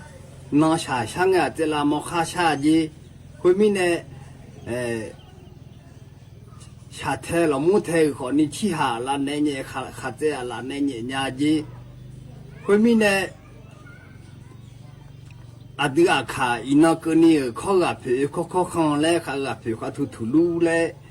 อินักนี่ต่อตาเจ้าเนี่ยจะขาดูงานเนี่ยจะกมาคุยมีเนี่ยอดีอาคาสัมภาษณ์ดูละคุยอาจารย์ละมือเล็กคู่กังยาวพี่มาพิทุมาเล็กคู่ถาดาวมาพิทุจะหล่อเล็กถาคุณมีเนี่ยอาจารย์ละมือรำดอกหูดอกเขาวิทยาศาสตร์เล็กจะสิทอกร้อนยาจีคุณน่ะรอบเบียนเลยเล็กคู่กับจีร้อนยาจีเบียนเลยเขาอาจารย์ละมือร้อนยาจีตัวลูกวิทยาศาสตร์เธอเราจะสิทอกเธอร้อนยาจีคุณเธอดูเขาเนี่ยจีคุณมีเนี่ยล้างลูและเอกล้างหลักคุยหัวพี่เจ้าและเอกมีของหัวเชื่อบอและเอกมีของก็จะกานากาและเอกชัวจีจัญญาและน่าหาจีคุณมีเนี่ยอดีอาขาจะเดินล้างเบียร์ล้างจุดจอมเบียร์ล้างงาเลยน่าจะเดินจะมีเถอะที่น่าชาจีวิยอจากเลยจะเดินจะมีเดียวเถอะอายอสัมภามีเนี่ยอาชอมจีเนี่ยก็เลยขอมาใจยามาจีก็เลยขอมาใจนี่อายอพยานแต่จ่อจีคนมีเนี่ยมาจีก็เลยขอมาใจยามาจีก็ขอมาใจนี่จ่อเนี่ยอาหัวเมียนี่จ่อขอเนี่ยอามาตาโยจอนเนี่ยจะพิเลอาจีจะพิเลน่ะจะเด็ดอยู่กับข้าอิชิจันเนาะจะละจีคนรู้จะละมีเนี่ยจะเด็ดกับข้าอิชิจันจะเด็ดอยู่กับข้าอิชิจันเนาะจะละเนี่ยอามาตาโยมาบีบอญามีเนี่ยอาชอมาชนี่ตัวย้อนเนี่ยบีชงจังลูกคืออาจีลูกคืออาคา可有我老可有可嘛嘛我明年在有啊里个一看朋友明年可有ลูกเคยอยู่อ่อนเนี่ยยอดเพียงพอบิจอาจจะยอดเพียงบิจน่ะบิชูจะคุยว่าลูกเคยอยู่เดยูเนี่ยลูกเคยอยู่คุยว่าขัดใจอยู่คุยว่าจะเดินลองคุยก็บิชูเขาอาคาคุยเนี่ยบิชูขอมือทีลีและเจอาคาขอมือทีลีและเจมีเนี่ยบิชูจะหัวเดยูขัดใจกูแล้วน่ะจะเดินลองหลับคุยอยู่ว่าจีจังอยู่ว่าจีอาคาจงดีจ้าอยู่ว่าจังเลยคุยหอด้วยจากจีด้วยจากอาคาน่ะคุยมีเนี่ยเดยูคนนี้สัมภาษณ์ที่กาแล้วก็มีเนี่ยยกที่กาแล้วก็มีเนี่ยบิชูจะหัวมาบิอุลานี่คนนี้มาจอนยาจีเดยูตอนนั้นอาจจะมีเนี่ยคุณมีเนี่ยจะเดินลงคุยบิชงหัวเนี่ยคุยชูหัวเจียวเนี่ยหัวเนี่ยหัวดูหัวชี้จีน่ะจะเดินลงคุยบิชงเนี่ยเดือบยาจีบิชงเนี่ยเดือบยาย่อยแล้วจะน่ะบิชงจะหัวบาลายสีน่ารู้ที่สีที่ปูที่น้องที่ปูสัมบูบัวลอกก่อนดอกบัวจีน้องตัวจีจังดีเลยน่ะลบบางลบบางชาก็บีพอเจ้าก็ไม่พอบิดาลาเลยจังลีเลยจีคุณมีสัมบูบัวแล้วก็ดอกบัวจีปลงตาสัมบูบัวคุณมีเนี่ยย่อเลยน่ะเฮเลถาค่ะอุชุบีบาบัวงาละไม่บาดาลาเลยจังลีเลยจีอุชุบีบาบัวงาละไม่บางาจะไม่บาบิดาลาเลยจังลีเลยจังจีเดยูขัดใจบิชงหัวคุณน่ะจังน่ะบิชงหัวเนี่ยโลจอจีเนี่ยยังมึงพายดูยอชิลาบจอบิชงหัวเนี่ยเดือนเนี่ยเดือนปีเนี่ยจะเดินลองหัวกับเบียร์ล่างคุณมีเนี่ยจะเดินลองหัวอันนั้นนี่ตื่นงาเลยน่ะจะเดินลองหัวเวลาตื่นเวลาตื่นหัวจะเททัศน์มาเบียหาเบียร์ล่าจะเดินอัลลอฮ์มากูเนี่ยกูลาหัวจะเดินอยู่กับใครชื่อจันทร์จะเล่าเนี่ยจะเดินมาทัศน์มาเบียหาเบียร์ล่างเบียร์ล่างน่ะจะเดินจะมีเดียวบัดนั้นเบียร์ล่างจะเดินจะมีเดียวคนเนี่ยเบียร์ล่างอาเดียข้าวจะเดินล้างจ้องหัวนั่นนี่ตื่นงาเลยน่ะจะเดินลองคุยตัวมีดาวพอพิองจือลายเชื่อแล้วมามีนี่ตัวเจแล้วตาพอพิองฉันจะที่มากันนี่ตัวเจคุยมีเนี่ยจะเดินทัศน์คุยตัวเนี่ยจะเดินทัศน์คุยตัวเนี่ยตัวนั่งเนี่ยข้ามาลาเนี่ยอาจจะยังมาลางานเลยนะจะเดินทัศน์ตัวข้ามาลาแล้วคุยจะยังมาลางานเลยนะจะเดินอยู่ขัดใจหัวบัดนั้นเนี่ยข้ามาลาเนี่ยหัวเดือบยาเองหัวเนี่ยเดือขาดเดินอยู่บัดนั้นเนี่ยจะเดินลองคุยเบียร์เลี้ยงเนี่ยอีน้องคนนี้ขาจะเคยอยู่ท่าชื่อและท่าอยู่และท่าอีน้องคนนี้เดินอยู่บัดนั้นเนี่ยครูเบียร์ละและอีน้องคนนี้ขัดใจอามาดานิพอทัชอันดีเล่ท่านเนี่ยอินนักนี่หุกาชดเทอดีอาคาจาลูกคือมาอยู่หุกามาอยู่จีคืออันนี้หอมยานี่จัดดาลิญญาสีคนนี้ข้างเงยจีจันนาคนนี้มาจาจิเชียอดีอาคาสัมภาหุกาหุจีอันเล่จากที่คนนี้มาจาจิเชียสีหอมยานี่จาคนนี้หุกาหอมยานี่น่ากามาธนาดกาบอนในจังถ่าล้อเดี๋ยวขาก็เกาะล้อพอในปีหน้าหาได้เดยานาหับจอดูเย็นเยียวเฮกันน่ายามก็จะเล่าเหรอล้ออายชากาปีหน้าหาได้ก็มาเดอโดบิกอนแล้วจะไม่แท้เย็นเนี่ยล้ออาหูจ้องเงี้ยเนี่ยอายาล้อเย็นเยียวเฮกันหมออายามให้จะเล่าหลวงเพราะปีหน้าหาได้เนี่ยอายามเจียวนะว่าอีมาเราอุจิอยู่มือเดอาคารในสอกามยอกมัวดูจ้อนในที่ขลุ่ยเย็นนี่แล้วถอนจุลมาเดว่าอีมาดูทำมา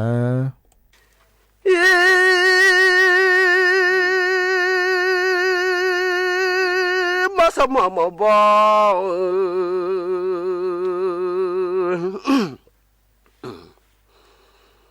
le jonga nga le nga lu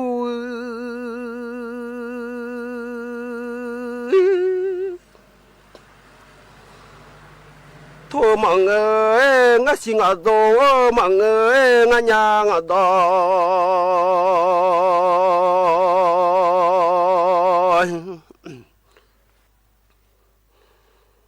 ho mang a cho do ga ona do te nga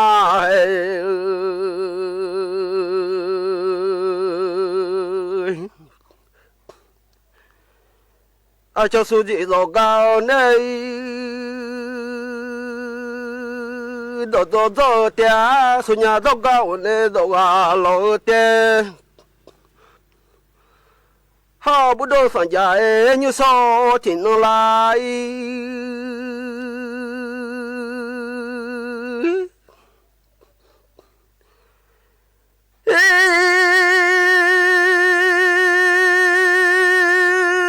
sa ja bo do nyu wa no la ga sho mu nyu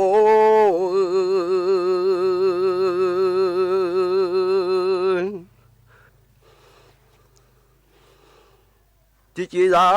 a cho sing a ti po ma do nga le ma mi loai cho te do si ai ha ti po ma do nga le nga ti do si a che po zo le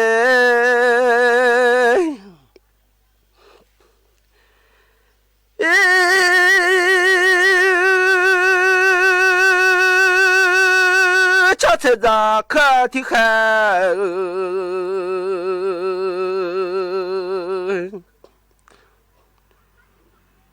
mo da nga ti da ka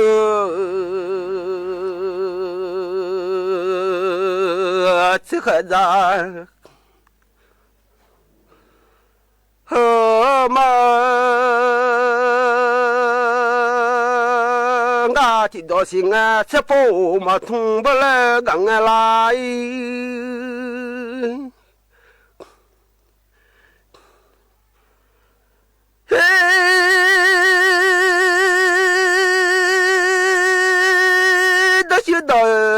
do chi do che kha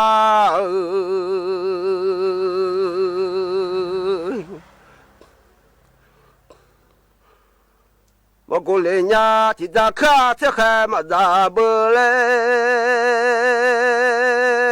ga la nga no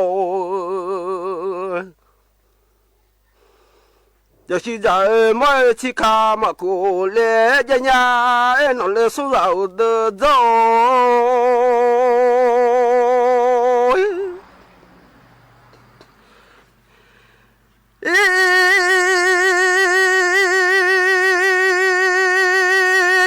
ta ba lai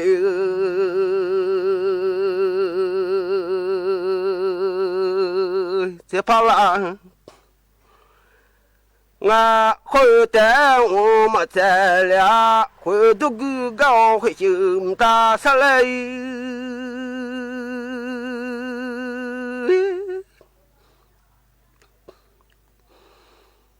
这个老面回去火把啦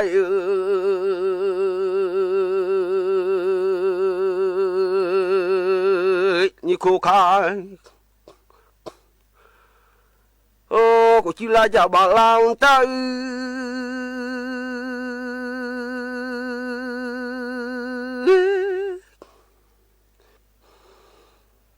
这家啊我要啊哎毛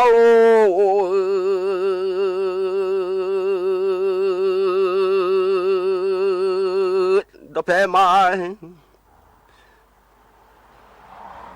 别来，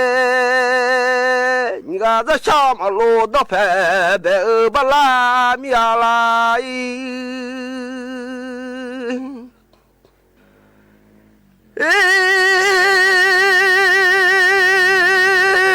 小马路米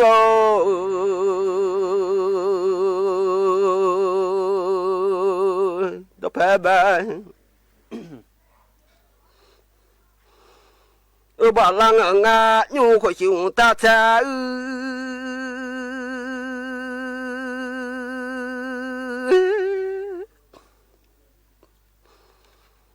ở từ giải cha ba la đôi lệ mía lệ mì lô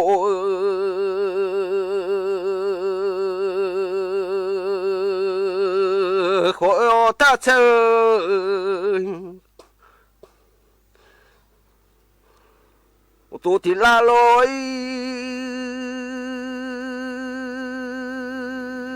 đó là ở mía bay là nhiều ơi khó quên nhớ cho mình lo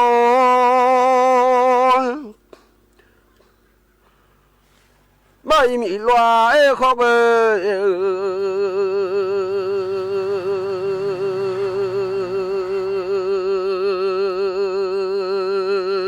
để cả thôi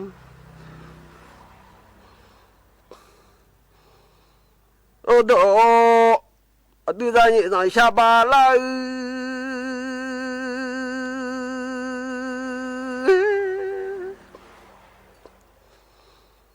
đó là lệ ngà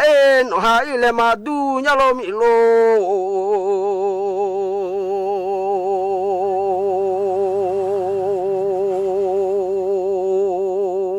ô tôi lời mà đu lô ra sai lệ mà nè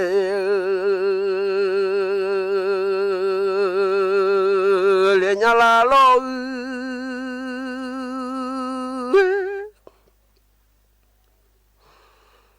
ô tôi lệ mà đu ô tôi đam mà bị khai lệ lệ lo nhà la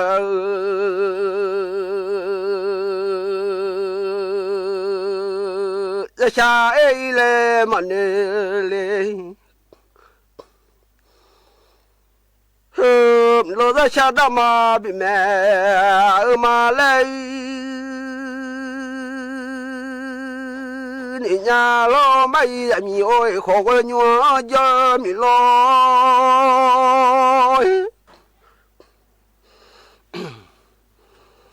đôi là đam mà khé ya je mi lo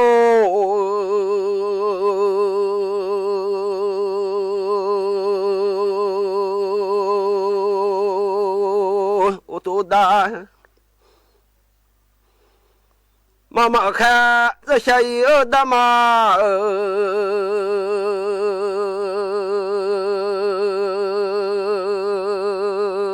mà mẹ lì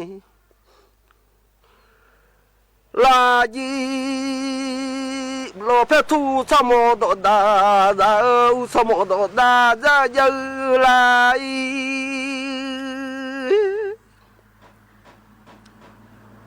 anh là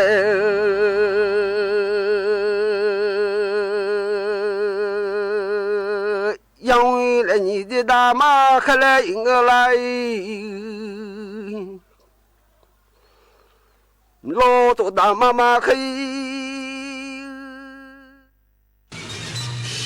สถานีวิทยุกระจายเสียงแห่งประเทศไทยและเครือข่ายทั่วประเทศเสนอข่าวต้นชั่วโมง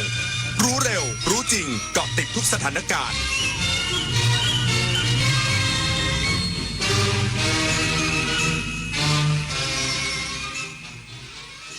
รับฟังข่าวต้นชั่วโมง 22 นาฬิกากับยุทธพรบานเย็นครับกรมวิชาการเกษตรกระชับความร่วมมือกลุ่มประเทศอเมริกาเหนือขยายส่งออกสินค้าเกษตรมูลค่าสูงอีกสักครู่กลับมาติดตามรายละเอียดครับ 8 กุมภาพันธ์นี้ทุกเสียงคือพลังอย่าลืมไปใช้สิทธิ์เลือกตั้งสมาชิกสภาผู้แทนราษฎรและออกเสียงประชามติตั้งแต่เวลา 8 นาฬิกาถึง 17 นาฬิกาณหน่วยเลือกตั้งที่มีชื่อตรวจสอบรายชื่อผู้มีสิทธิ์ได้ที่ www.ect.go.th แอปพลิเคชัน Smart Vote หรือสายด่วน 1444 สร้างสรรค์ประเทศไทยพร้อมใจไปเลือกตั้ง8 กุมภาต้องการ3 ใบเลือกคนที่ใช่และเลือกพรรคที่ชอบสีเขียวเลือก1 คนชมพูเลือก1 พรรคนโยบายน่ารักเลือกทั้งพรรคเลือกทั้งคนบัตรสีเหลืองต้องแสดงตัวตนใหม่เห็นชอบไม่เห็นชอบหรือโหวตลงไปครบแล้ว3 ใบไปใช้สิทธิ์ ถนนดนตรีไลฟ์เดือนกุมภาพันธ์70 ปีกุหลาบล้านนาสุนทรีเวชานนท์ร่วมร้อยเรียงทำนองพื้นบ้านล้านนาเสียงซึงสลอจากวงดนตรีไทยกรมประชาสัมพันธ์20 กุมภาพันธ์นี้ชมฟรีตั้งแต่เวลา 18 นาฬิกาเป็นต้นไปณห้องออดิโทเรียมสถานีวิทยุกระจายเสียงแห่งประเทศไทยลงทะเบียนเข้าชมได้ที่ Facebook Fanpage ถนนดนตรีเรายังเป็นนักเดินทางเลือกตั้งทั้งทีต้องไม่ให้พลาด3 สี3 บัตรเข้าใจให้ครบก่อนเข้าคูหาสีเขียวเอาไว้เลือกตั้งสสแบบแบ่งเขตสีชมพูเอาไว้เลือกพรรคเลือกนโยบายที่คุณชอบและสีเหลืองเอาไว้ออกเสียงประชามติ1 เสียงของคุณมีความหมายต่อประเทศจำสีให้ได้ใช้สิทธิ์ให้ครบ8 กุมภาพันธ์นี้ออกไปใช้สิทธิ์พร้อมกันอนาคตไทยเริ่มจากการเลือกของคุณกรมวิชาการเกษตรกระชับความร่วมมือสุขอนามัยพืชระหว่างไทยกับแคนาดามุ่งขยายส่งออกสินค้าเกษตรปลอดภัยมูลค่าสูงสู่สหรัฐอเมริกาแคนาดาและเม็กซิโกนายระพีพัฒน์จันทรศรีวงศ์อธิบดีกรมวิชาการเกษตรเปิดเผยถึงการหารือกับผู้อำนวยการอาวุโสกองการส่งออกพืชสำนักงานตรวจสอบอาหารแห่งแคนาดาพร้อมด้วยผู้เชี่ยวชาญด้านเทคนิคสำนักงานเกษตรและอาหารเกษตรอินโดแปซิฟิกณกรุงมะนิลาสาธารณรัฐฟิลิปปินส์ที่ปรึกษาสถานเอกอัครราชทูตแคนาดาประจำประเทศไทยภายใต้ความร่วมมือทวิภาคีด้านสุขอนามัยพืชว่าได้มีการหารือผลักดันการส่งออกสินค้าเกษตรมูลค่าสูงของไทยที่ภาคเอกชนมีความสนใจส่งออกไปยังตลาดอเมริกาเหนือได้แก่แคนาดาสหรัฐอเมริกาและเม็กซิโกซึ่งสินค้าผักและผลไม้ของไทยเป็นสินค้าที่มีคุณภาพสูงและเป็นที่นิยมและมีการส่งออกไปยังหลายประเทศทั่วโลกโดยเฉพาะสินค้ามะพร้าวและน้ำมะพร้าวเครื่องดื่มสุขภาพที่ได้รับความนิยมนอกจากนี้ประเทศไทยยังมีสินค้าเกษตรหลายชนิดที่มีปริมาณการผลิตสูงกว่าความต้องการภายในประเทศเช่นทุเรียนเงาะรวมถึงสินค้าแปรรูปทุเรียนแช่แข็งนอกจากนี้ฝ่ายไทยและแคนาดายังได้หารือในการขยายความร่วมมือทางวิชาการระหว่างประเทศไทยและแคนาดาเพื่อส่งเสริมความมั่นคงทางอาหารและการค้าระหว่างภูมิภาคและแลกเปลี่ยนข้อมูลเกี่ยวกับโปรแกรมความช่วยเหลือทางวิชาการของสำนักงานตรวจสอบอาหารแห่งแคนาดาเพื่อยกระดับมาตรฐานการตรวจสอบและกักกันพืชซึ่งจะเป็นประโยชน์ต่อการอำนวยความสะดวกทางการค้าสินค้าเกษตรระหว่างไทยและแคนาดาชวนันท์มาลีรายงานการกรมส่งเสริมอุตสาหกรรมเดินหน้ายกระดับผู้ประกอบการเกษตรแปรรูปในจังหวัดเพชรบุรีเป็นจากเกษตรดั้งเดิมสู่เกษตรอุตสาหกรรมมูลค่าสูงนางสาวนัทธิยาเนตรยสุภาอธิบดีกรมส่งเสริมอุตสาหกรรมหรือดีพร้อมเปิดเผยว่าในปี 2568 ที่ผ่านมาดีพร้อมให้การสนับสนุนและยกระดับศักยภาพผู้ประกอบการอุตสาหกรรมเกษตรแปรรูปจำนวน 538 กิจการสามารถพัฒนาผลิตภัณฑ์จำนวน 41 ผลิตภัณฑ์และสร้างมูลค่าทางเศรษฐกิจได้กว่า 1,200 ล้านบาทโดยเน้นการใช้ระบบอัตโนมัติและมาตรฐานสากลควบคุมการผลิตทั้งนี้ดีพร้อมเดินหน้ายกระดับผู้ประกอบการเกษตรแปรรูปในพื้นที่จังหวัดเพชรบุรีนอกจากจะเป็นจังหวัดท่องเที่ยวที่สำคัญยังเป็นแหล่งเพาะปลูกสินค้าเกษตรคุณภาพสูงและสินค้า GI ขึ้นชื่อหลายชนิดอาทิมะนาวเพชรบุรีชมพูเพชรสายรุ้งตาลตะโนดและกล้วยหอมทองที่ผ่านมาดีพร้อมได้เข้าไปช่วยผู้ประกอบการวิสาหกิจขนาดกลางและขนาดย่อมในพื้นที่พัฒนาและแปรรูปสินค้าเกษตรซึ่งนับว่าเป็นหัวใจสำคัญในการแก้ปัญหาราคาสินค้าเกษตรตกต่ำอย่างยั่งยืนโดยการนำเทคโนโลยี Deep Processing มาใช้ในการสร้างมูลค่าเพิ่มปฏิพล สัทธพรหมมารายงานวัฒนธรรมจังหวัดเชียงใหม่จัดเสวนาแลกเปลี่ยนเรียนรู้พรบคุ้มครองและส่งเสริมวิถีชีวิตกลุ่มชาติพันธุ์พุทธศักราช 2568 ส่งเสริมความเข้าใจสืบสารงานวัฒนธรรมสร้างเครือข่ายอย่างยั่งยืน นางกรวรรณสุมมาศวัฒนธรรมจังหวัดเชียงใหม่เปิดเผยว่าสำนักงานวัฒนธรรมจังหวัดเชียงใหม่จัดกิจกรรมเสวนาแลกเปลี่ยนเรียนรู้พรบคุ้มครองและส่งเสริมวิถีชีวิตกลุ่มชาติพันธุ์พศ 2568 ภายในงานการนำทุนวัฒนธรรมสร้างสรรค์สีสันแห่งการท่องเที่ยวชาติพันธุ์ล้านนาสู่การพัฒนายกระดับเศรษฐกิจสร้างสรรค์ภายใต้โครงการเพิ่มมูลค่าทางเศรษฐกิจด้วยทุนทางวัฒนธรรมประจำปีงบประมาณพศ 2569 โดยมีวิทยากรเสวนาแลกเปลี่ยนเรียนรู้ พร้อมเครือข่ายชาติพันธุ์นักเรียนนักศึกษาเครือข่ายสภาวัฒนธรรมและประชาชนที่สนใจเข้าร่วมรับฟังโดยการเสวนาในครั้งนี้มีประเด็นหลักเกี่ยวกับบทบาทของแต่ละภาคส่วนในการฟื้นฟูวิถีชีวิตวัฒนธรรมชาติพันธุ์ต่อเนื่องถึงการขับเคลื่อนในมิติต่างๆอันเป็นที่มาของพรบคุ้มครองส่งเสริมวิถีชีวิตกลุ่มชาติพันธุ์พ.ศ. 2568 คมสันคำวงทีมข่าวสวท.เชียงใหม่รายงานจบข่าวยุทธพรบานเย็นอ่านรับฟังข่าวครั้งต่อไปเวลา 23 นาฬิกาครับติดตามข่าวที่นำเสนอไปแล้วได้ที่ www.thainews.prd.go.th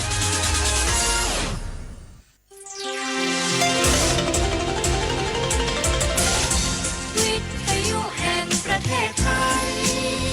ให้ความรู้คู่ความสุข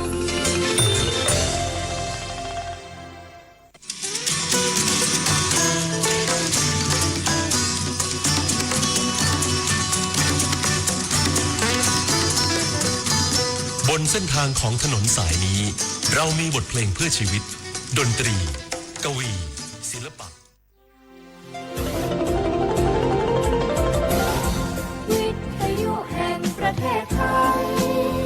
ให้ความรู้คู่ความสุข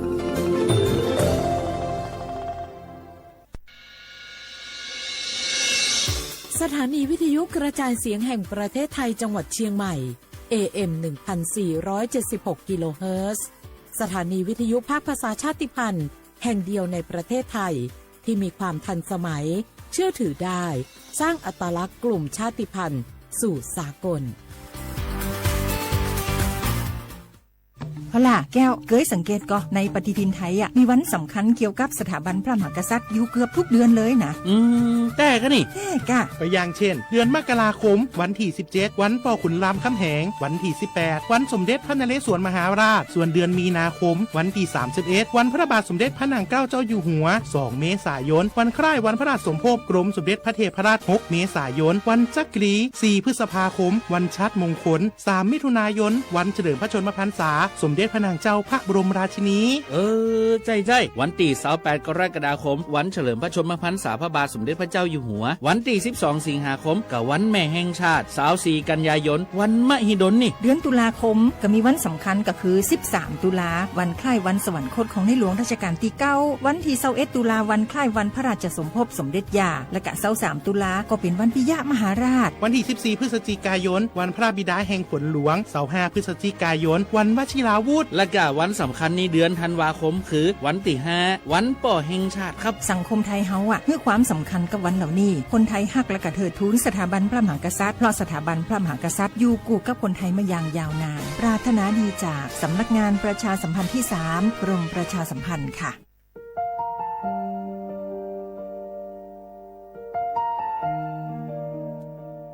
ขอน้อมเกล้าถวายอาลัย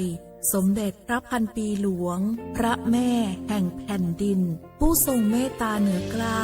ขอพระองค์เสด็จสู่สวรรคาลัยข้าพระพุทธเจ้าข้าราชการและเจ้าหน้าที่สถานีวิทยุกระจายเสียงแห่งประเทศไทยจังหวัดเชียงใหม่กรมประชาสัมพันธ์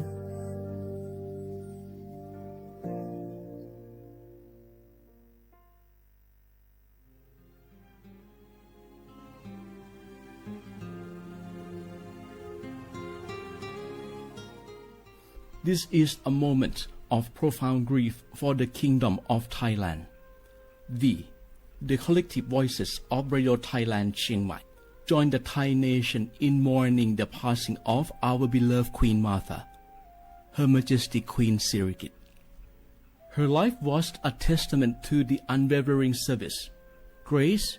and deep love for the Thai people. Our humble condolences and thoughts are with His Majesty the King, the royal family, and all the Thai people during this deeply sorrowful time. We will remember her forever.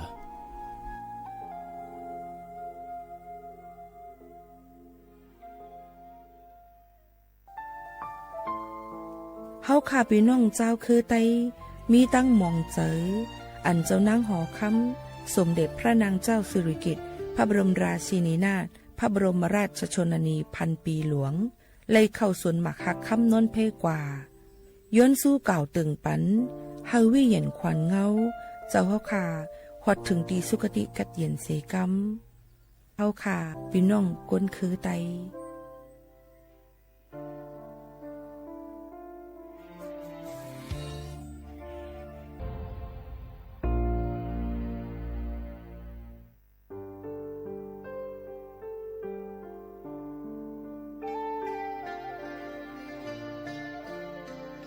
มูลนิธิร่วมจิตน้อมเกล้าเพื่อเยาวชนในพระบรมราชินูปถัมภ์ขอเชิญชวนผู้มีจิตศรัทธาทุกท่านเข้าร่วมบรรพชาอุปสมบทหมู่93รูปเพื่อน้อมรำลึกในพระมหากรุณาธิคุณและถวายเป็นพระราชกุศล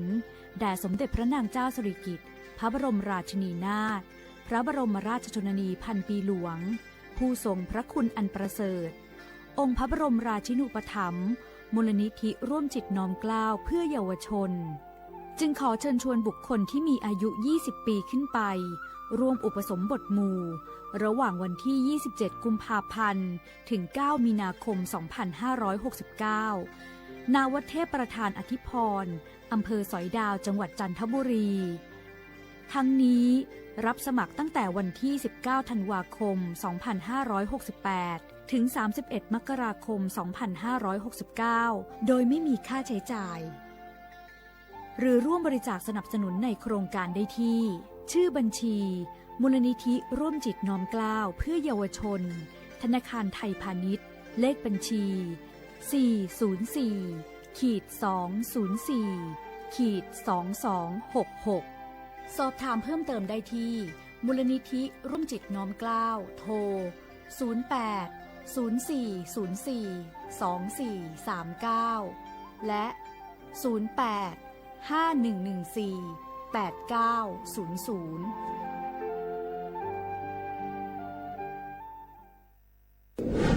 ในช่วงนี้หลายพื้นที่ของประเทศไทยอากาศหนาวเย็นอย่างต่อเนื่องโดยเฉพาะยอดดอยและยอดภูประชาชนอาจเสี่ยงต่อโรคและภัยสุขภาพจากอากาศหนาวได้ขอให้ทุกคนเฝ้าระวังโรคที่พบบ่อยในฤดูหนาวได้แก่ไข้หวัดใหญ่ปอดอักเสบโรคอุจจาระร่วงโรคหัดโรคมือเท้าปากรวมทั้งภาวะเจ็บป่วยหรือเสียชีวิตจากอากาศหนาวโดยไม่ทราบสาเหตุโดยเฉพาะผู้ที่ไม่สวมใส่เสื้อผ้ากันหนาวหรือผู้ที่ดื่มสุราเป็นประจำป้องกันง่ายๆเริ่มที่ตัวเราดูแลสุขภาพให้แข็งแรงออกกำลังกายสม่ำเสมอรับประทานอาหารปรุงสุกดื่มน้ำสะอาดล้างมือบ่อยๆไม่ใช้ของส่วนตัวร่วมกับผู้อื่นและหากมีอาการไอจามอย่าลืมสวมหน้ากากอนามัยทุกครั้งขณะอยู่ในที่แออัดที่สำคัญควรรักษาความอบอุ่นเตรียมเสื้อผ้ากันหนาวให้เพียงพองดดื่มเครื่องดื่มแอลกอฮอล์เพื่อความปลอดภัยในช่วงอากาศหนาวนี้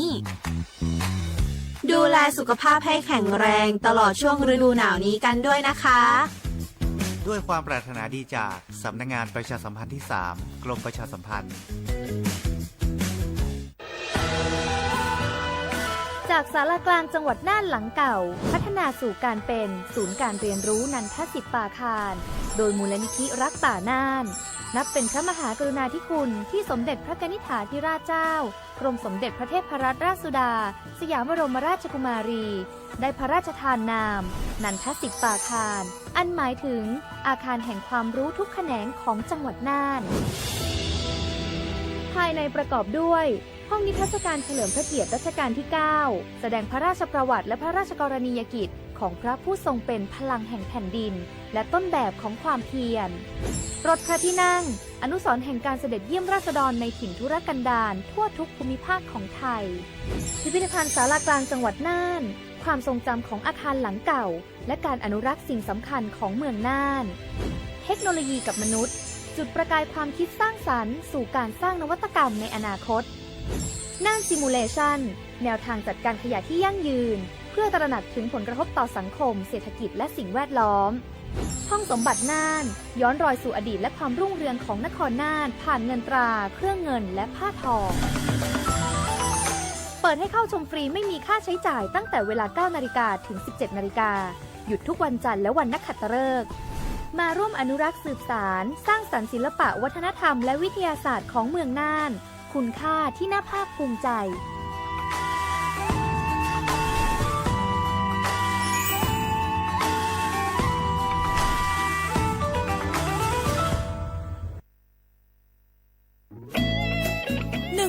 ของท่านมีความหมายต่ออนาคตประเทศการเลือกตั้งคือโอกาสสำคัญที่ประชาชนจะได้ร่วมกำหนดทิศทางบ้านเมืองขอเชิญชวนพี่น้องประชาชนผู้มีสิทธิ์เลือกตั้งทุกท่านออกไปใช้สิทธิ์เลือกตั้งปี 2569 เลือกคนดีเลือกผู้แทนที่ตั้งใจทำงานเพื่อประโยชน์ของประชาชนบดีปล่อยให้เสียงของท่านเงียบหายเพราะประชาธิปไตยเริ่มต้นที่การไปใช้สิทธิ์ร่วมกันไปเลือกตั้งอย่างพร้อมเพรียงกัน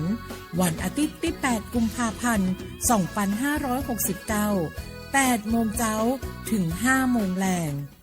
ใช้สิทธิ์ใช้เสียงเพื่ออนาคตของประเทศไทย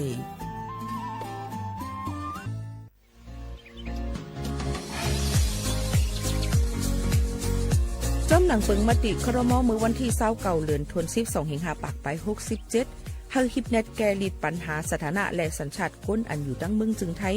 จ้อมมาตรา17นั่นตอนตาพี่น้องเฮาเขาอันเข้ามาอยู่ตั้งเมืองไทยหึงนั้นและมีไว้เขาจ้อมเปิงเฮากว่ายืนย้อนสถานะต่างดาวของเมืองถูกแม่นจ้อมเปิงไล่ตอนตาลูกอ่อนอันเกิดตั้งเมืองจึงไทยมีอูอำนั้นก็แม่มีไว้ทะเบียนประวัติบุคคลไม่มีสถานะทางทะเบียนอำนั้นไว้10 ปีถูกแม่นยาวในจึงเฮากว่ายืนย้อนสัญชาติไทยจ้อมหนังมาตรา7ทวิไล่พออยู่ตั้งกรุงเทพมหานครกว่ายืนไล่ตีสำนักบริหารการทะเบียนกรมการปกครองพออยู่ตั้งต่างเจตวันในจึงกว่ายืนไล่จอมหนังวัดไว้อันเปิ้นออกปันเฮาขานั่น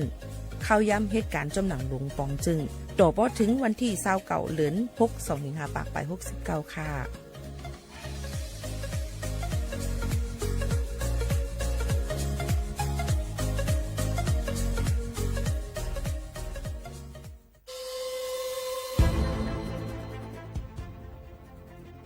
ย้อนผิดหมอกพี่น้องเขามาโฮมเป็นจุ้มเหลียวกันดั้งเจดอนเก้งใหม่โฮมกันแกลิดปัญหาไฟไหม้ป่าเถินหมอกก้อนก้องก้อนมูและฝุ่นเล็กๆ PM 2.5 ค่ะสั่งว่าทั่วพันไฟไหม้กับสืบกว่าตึงลาดไลตีอองตีแกลิดปัญหาไฟไหม้ป่าเถินและหมอกก้อนเจดอนเก้งใหม่หมายโฟน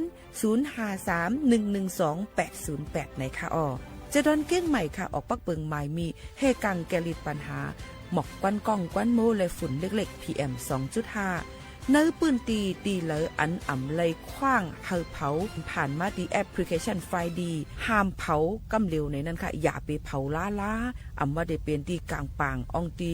ห้ามเผาเกยยุกยักไม่ดอกกูอันในค่ะแต่เอาวันที่1เดือน1อิงเกรด2เหงปลาย26ต่อถึง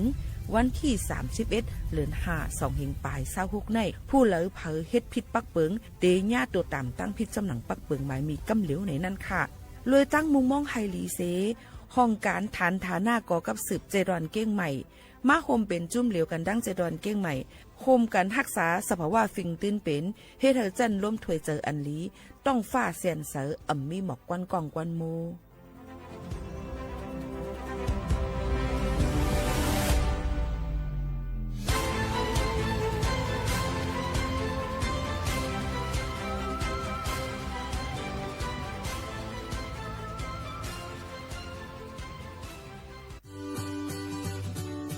พี่น้องเฮาเขาค่ะพอถึงมาในวันอาทิตย์ที่8เดือนธันวาคม25ปากไป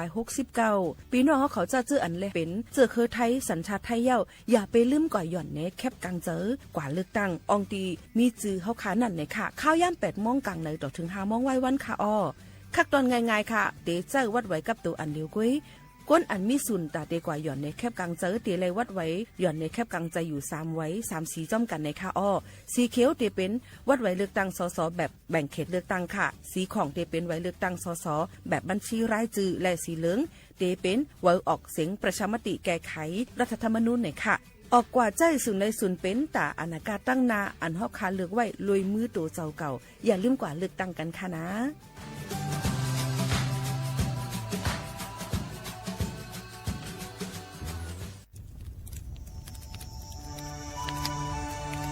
จ่องหู้คาหือก้อนโมก้อนไฟอันเผาอยู่ตีกลางปางนั่นอ่ำเลยหายกว่าตั้งเลยมันเตเป็นฝุ่น PM 2.5 สีขึ้นมาเฮ็ดให้ป้ายอยู่ลีเฮาคาขึ้นในคาลองรถย่อมปัญหาจังไหนในอ่ำหยาบค่ะเงื่องแวอ่ำเผายุกยักเหมือไม่ต้นเยอต้นเข้ากับในให้ในสวนเฮาเปลี่ยนมากกองไว้จ้อมกันเส เฮ็ดเป็นฝุ่นสภาวะอำนั้นแจกแผ่ยุกยักเธอมันปอดถูกเมียนอีกป้าดังโฮมมือกันฟังด้วยไฟไหม้ป่าเถื่อนเฮาขาดฉุกดีเลยผูกต้นไม้น้ำเพิ่มปันปืนตีสีเขียวเฮ็ดเฮอจันล้มเสียนสายตาเฮากูก็เลยตั้งมุงมองเฮาลีเสฐานหน้ากอกับสืบปืนเผาตี3กรมประชาสัมพันธ์พี่น้องเขาสนใจใครปืนเผาผ่านตั้งห้องเปิดเซ็งสวทเก้งใหม่ปั่นตั้งหู้ห่มปาดังมีดังซื้อถ่อมแจ้งแล้งหลีกว่าไก่ในปืนตีเจดอนเก้งใหม่กับสืบมาเลยดี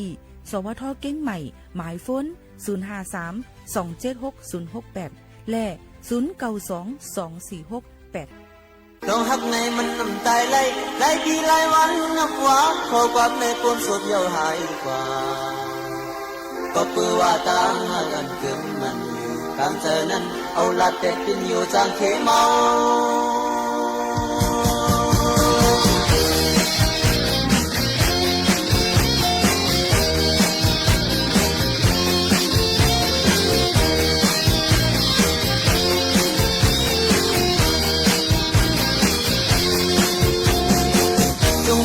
พอเลยไปอยู่จอมกันอยู่ใน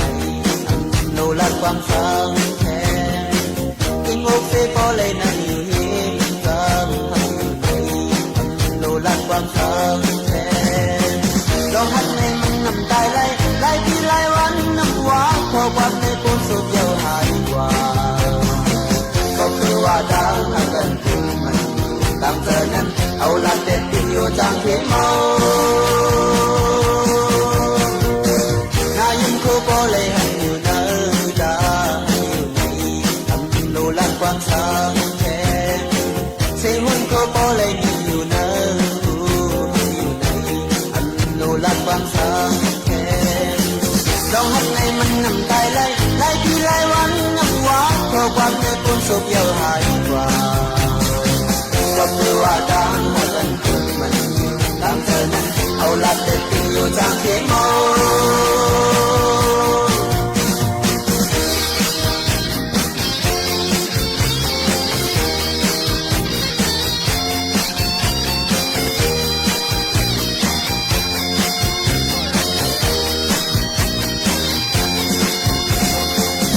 ก็หนึ่งจบเสือปืนตาก็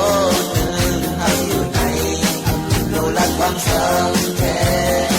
เมื่อก็หนึ่งลงน้ำตาตาก็หนึ่งหักอยู่ในโนลัดความสังแทนเราหักในมันน้ำตายไหลที่ไหลวันน้ำหวานขอความในปนสุดเยาหายกว่าก็เพื่อว่าทางหักกันคือมันตามเธอนั้นเอาลัดเด็ดกินอยู่จางเขเมาพอเลยไปอยู่จอมกันทำอยู่ในโลลัดความสังแทนวิ่งอกเสพอเลยนั่งอยู่เห็นกันทำอยู่ในโลลัดความสังแทนน่ายิ้มโคพอเลยให้อยู่ในดาทำอยู่ใน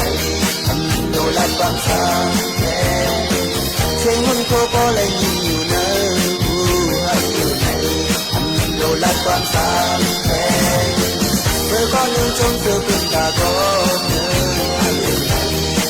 โลลัดความสังแทนให้อยู่ในโลลัดความสังแทนให้อยู่ในโลลัดความสังแทนให้อยู่ในโลลัดความสังแทนเมื่อซุ้งค่าเมื่อซุ้งพี่น้องพุ่งนี่ถอมเขาดังเสียงกูก็กูกวนค่ะชบกันที่ในตอนการห้องปล่อยเสียงสวทเก้งใหม่ AM 1476กิโลเฮิรตซ์ค่ะอยู่เป็นอ้อยกอไอเซปีนอเขาอองตี49เซนตั้งประชาสัมพันธ์จังการเวงเก่งใหม่50100เมื่อในเป็นวันอาทิตย์ที่1เดือนธันวาคม2แห่งปลาย26เป็นเดือน3มื้อ14ค่ำฮอดถึงมาในวันเมื่อในเสหบทบจอมขาวยิงหมูขาวนวลค่ะสุภาวันเชื้อสารวินเป็นอ้อยกอไอเซปอแม่พี่น้องเขาหบทบจอมกันเสเอามาดังเพลงความและธรรมตราอีกปาดังหลายรองในอันฝากตอนยืนจู้ถึงปอแม่พี่น้องเขาแค่เราเปิ้งมุมมองใหญ่นำค่ะผู้โคตราเฮาคำนั้นมุนสร้างดิต่างกันว่ามุนซื้อตาเสในว่าโยกีเขาวะมือว่าสมบัติยังไงก็สั่งโยกีเขาต้องเลยอ่ะเยียงอันไข่กัดเย็น มือว่าในเป็นนั่นเมื่อในสัมเป็นสังบ่ไหนสัมบ่ลืมว่าเราว่าทำไมตันป่นปี1 นาทีแบบนี้เนาะมนเสตาสีไหลคอไว้บ่ไหนฉีคออ่อนก็อย่า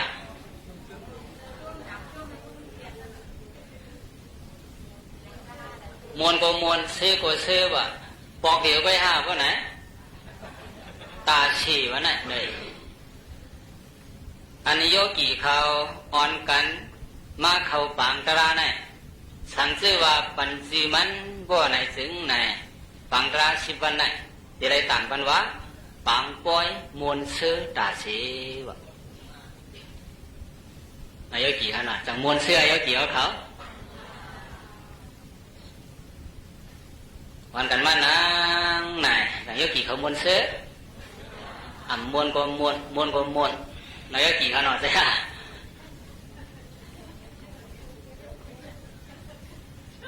พอไปยามได้ให้กูไว้นะจังว่าเยอะเกี่ยวเขากูไว้นะกุยกะฉันซื้อว่าวันหนึ่งเลยโยกีเขาป่องไปมาเต้ว่าไหนแต่ฮัลโหลลองมนซื้อในโลกาเมืองกูน่ะเอาสังมาเตียก็ไรอ่ะวะ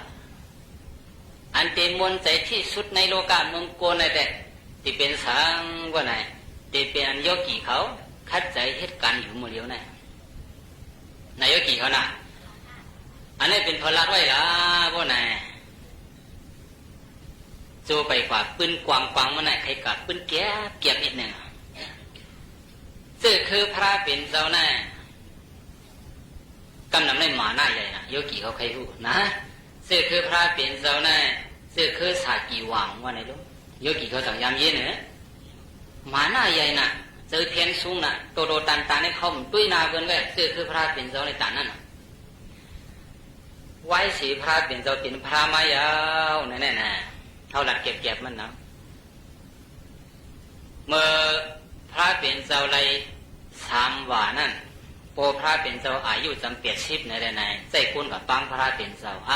ดูเก่าพระขึ้นปกมาดีวันมึงเก่าขึ้นกำหนึ่งละป้อมมาว่าไหนก็ไหนมันเป็นเจ้าปัวเขาเนี่ยอาศักเยอะเลยอยู่ตายเปลี่ยนตั้งนานดูกันมาเนี่ยใจเป็นกับปังพระเป็นเจ้าป่วยว่ากำเช้าเนี่ยถึงกับช่องเหมือนโก้โยกีเขาที่มีหลายพวกเขาไหนจำบนได้รู้ป่วยกับกำเช้าก็กว่าจุบแล้วก็การทำตราพระเป็นเจ้าโหวตเป็นเฮ็ดเป็นเจ้าจ้างเจ้าสร้างลืมปังพระเป็นเจ้าปอกเมืองดิๆเฮ็ดสังในลืมปังล่ะพวกไหนโยกีเขาตราโยกีเขาด้วยมือเดียวเนี่ยก่อนเมียนตราในก็เปลี่ยนยาหันตากว่าลืมเป็ดคุกจะไรวันของมือหลังสีเราอันใจมาปังพระเป็นเจ้าให้ก่อนดีโปมันเจ้าเลยเพ้อก่อมคุกจะไรป้าวไหนไหลป้าวพวกไหน20,000 ป้าน่ะโยกีคอยอยู่น่ะเกี่ยมใช่ไหมนะ20,000 ป้าน่ะเขาเลยเก็บมันเนาะ20,000 ป้าในป้าลื่นสุดในได้คุกจะไรนั่นแหละนะมันก็ไก่เฮ็ดยาหันร่วมเปิดในปังพระเป็นเจ้ามาเผื่อพระเป็นเจ้ามาถึงเมืองกบิลาวุถุยาว่าไหนก็ไหนโยกีเขาจะยังถึงเมืองกลาสังเมียในไหนเมืองกบิลาวุถุในสังต้องงานในตาลืมวัดหันออกเสียหันกองหัวหินให้เจ้าเนาะเมืองกบิลาวุถุวางก็กำไรเผื่อพระเป็นเจ้าพอถึงมาในเมืองเก่ายาว่าไหนสื่อคือพระเป็นเจ้าน่ะกำพองเป็นขุนหอคำกำพองเป็นมังซาไหนรู้วะ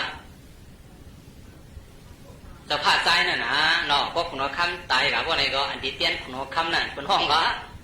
มังซาวะนั่นเนาะว่าความมันว่าเสียความตายเอาได้เป็นห้องสังว่าไหนเจ้าอ่อนในเมื่อปันเจ้าผ้าเขามีแต่อันที่เตี้ยนเจ้าผ้าในเป็นห้องวะเจ้าอ่อนแน่นะเจ้าอ่อนนั่นนะน้ำหนักในเขาซื้อหน้านั้นจือเชียอย่างนั้นมีเผาหลายๆพวกไหนขุนหอคำพัตติยาเจ้าอนุโรธาสังยามินเจ้าอานันดาสังยามยินเจ้าติวตาสังยามยินเขาจะได้จื้อเชียงใหญ่นะในเมืองกบิลาวุถุว่าไหนนะปิญญาโกโมอุปเปิงโกแข็งอย่างนั้นนะจื้อเชียงใหญ่นะก็ในก้น20,000 ก้อนในกับปังพระเป็นเจ้าปิญญาหันหมดเลย เขาโฮโก้ในดูล่ะเขาดีอยู่ซึ่งไหนไกลฮะเห็นไหมนะเขามาอุกกันเฮ็ดเกียงกับเฮ็ดยานต้องเปิดในแล้วเขาซึ่งไหนก็กูบนว่าจอมเจ้าสิทธัตถะพระราวในสี่กวนเฮินว่าเจ้าสิทธัตถะไหนรู้เขาบอกว่ากำเปิ้นว่าเขาตุ้ยนาด้วยตามันเอาหนาวตามันเด้อเขาก็เฮ็ดเกียงกับเฮ็ดยานต้องเปิดในแล้วซึ่งไหนเห็นไหมนะเจ้าอานันดาเขาเจ้าติวตาเขาคุณอคำพัทยาเขาสวรรค์นุรุธาเขาซึ่งไหนโฮโก้เขาใครยึดยาหั่นใจกูบนว่าสังคนไหนกูบนว่าเอาหน้าเอาตาซื้อเคยปีน้องเลยแหละฮิเกียงกับฮิยาหั่นน้องเปินว่าเขาก็ว่าฮิยาหั่นน้องเปินหน้าเขาว่าซึ่งไหนอ่ะฟ้องไม่ว่าซึ่งไหนเพราะว่าเขามาฮิยาหั่นยามาขันสร้างยาพวกไหนก็ไหนพระเป็นเจ้าปัญสะโพธราแต่ที่เกียงคำตราเนี่ยนะเกียงคำในละในว่า3 เดือนออกมามาให้ทักขึ้นเอาเป็นนั่งละทักให้หมู่บ้านก็ออกมาว่าใครทักขึ้นวะส่วนการแก้งกำตราอันคนรัดในเลยนะแก้งกำตราในว่าพอแก้งกำตราในว่าพวกไหนก็ไหนอันเป็นคุณหอคำพัทยาอันว่าไหนเป็นยาหันตากะในว่านั่นคำเดียวเป็นสังโยเกี่ยวเขาเป็นยาหันตากะสันตราในมี4 สั้นโยเกี่ยวเขาสันตรามีหลายสั้นสั้นทวน1โสตปันสั้นทวน2สกตากะสั้นทน3อนากะสั้นทน4ยาหันตาสั้นตรามีหลายสั้นเพราะใครหันนี่ปั่นตัวหน้าตัวตาพวกไหนที่ไรมีตรา4 สั้นในไว้นายกี่เขานะเพราะเขาไปไรสั้นตรา4 สั้นในไว้พวกไหนได้ลำลิมยึงอันวาวไปนิบานนั้นวะนะสังลีหันเตวะนะหันเตเนาะแต่กำเนิดในว่า3 เดือนนั่นมังสาโฮโกมวยไก่ป้าคุณคำนั่นไหนเขามาเฮียยาฮันยาว่าไหนก็ไหนป้าอันเป็นคุณคำนั่นกะเจ้าพัทยาอันว่าไหนมาแก่กำตราในว่าตั้งออกว่ามกกลางว่าไงเป็นสังกัดไก่กมวยไก่นั่นโยเกี่ยวเขาปิญญาณตาว่าปิญญาณตายาว่าไหนก็ไหนมันเจ้าในไก่อยู่ในเถื่อนป้าเดียววันวัดเฮียสันในไก่อยู่ในเถื่อนละพวกไหนกันมากไปละเพราะว่าไก่อยู่ในเถื่อนยาวพวกไหนก็ไหนซุปมันเจ้าในครับใกล้ๆว่าออกซึ่งหือพวกนั้นเอาฮอสู้คำเอาฮอสู้คำเอาฮอสู้คำสู้ข้าโยกี่เขาเป็นสังสู้ข้านั่นน่ะสู้ข้าน่ะเป็นน้ำวะนะอาโลกัดเย็นเสื้อสาลีนะกัดเย็นเสื้อสาลีนะเย็นไว้ในใจในมันอยู่ไรวะเป็นเผาวันไหนคุณหอคำพัทยาเนี่ยมันเย็นไว้ในใจมันเย็นไรวะว่าออกซุบสิว่าไหนเอาโฮสู้คำเอาโฮสู้คำอาโลกัดเย็นเตนะกัดเย็นเตนะเมื่อเป็นกวนเฮนเป็นขุนหอคำอุบวันอุบเมืองอ่ะนายกี่เขาหน้าเผื่อมันมาเปลี่ยนตัวจ้างแก่งกำตราพวกไหนมันก็อยู่ในเถื่อนป้าเรียวอะไรว่าหรือจังไหนเอาโฮสู้คำเอาโฮสู้คำว่าไหนก่อนไหนโจจ้างเขากำพองอยู่ตั้งหลังมันนี่แหละกันงอกด้วยนะเฮ้โจจ้างปะเนี่ยรับตาเห็นไหมพุกจะไรเมื่อมันเป็นขุนหัวคำขานเจสิมจอมนางมีมันอยู่ไหนขึ้นวนเบิ่งเก่าปักเก่ามันอะไรอยู่ไหนว่าออกซุปมันอยู่ไหนเผยทางว่าไหนเจ้าจ้างเขากำพองจะอยู่ตั้งหลังมันเจ้านั่นกะให้อย่างไหนตีได้ด้วยมันเจ้านั่นน่ะทางว่ามันจะรับตายอะไรอย่างว่าไหนวนคือตั้งหลังมันวนคือดังหลังในคุกใจไรนะแต่ดูโชว์มันก็ว่าไหนเอาโฮสู้คำเอาโฮสู้คำอาลูกัดเย็นนี่นะกัดเย็นนี่นะกำไรเขาติดกับถามมันเจ้าเนี่ยวะเจ้าคุกใจไรหนาวให้ทักหนาวค่ะนี่วะก็ถามเอาว่าไหนถามเจ้าเป็นยามเป็นคุณหัวคำมันน่ะ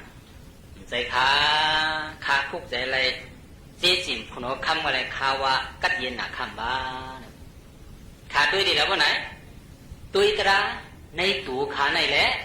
ขาในลงกัดเย็นเสื้อสาลีนั่นแหละจังว่าเอาห่อสู้คำในที่เขาใจใครอยู่ในว่าเยอะเกี่ยวเขาตัวสร้างเขาขึ้นถามจริงว่าไหนใจใครอยู่จะเอาตุยตราในตู่จะเอาเสียเลยว่าเอาห่อสู้คำกัดเย็นหนาวในใจใครอยู่เยอะเกี่ยวเขาดังใจตุยตราในตู่แหละเอาห่อสู้คำกัดเย็นหนาไหนโยกี่ก็จังว่าออกโซเบโกะนะถึงว่าวันคน3นะ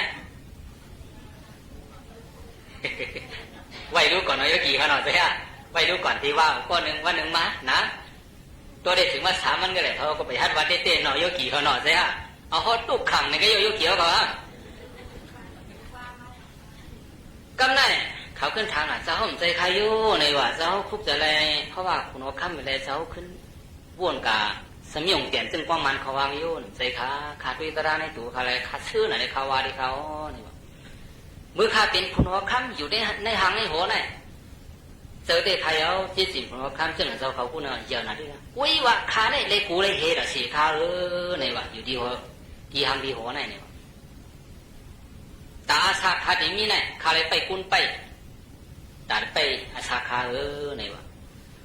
ตีหิมตีนอนเกาขาไว้สี่หาก็พับดูก็ไว้สี่หาก็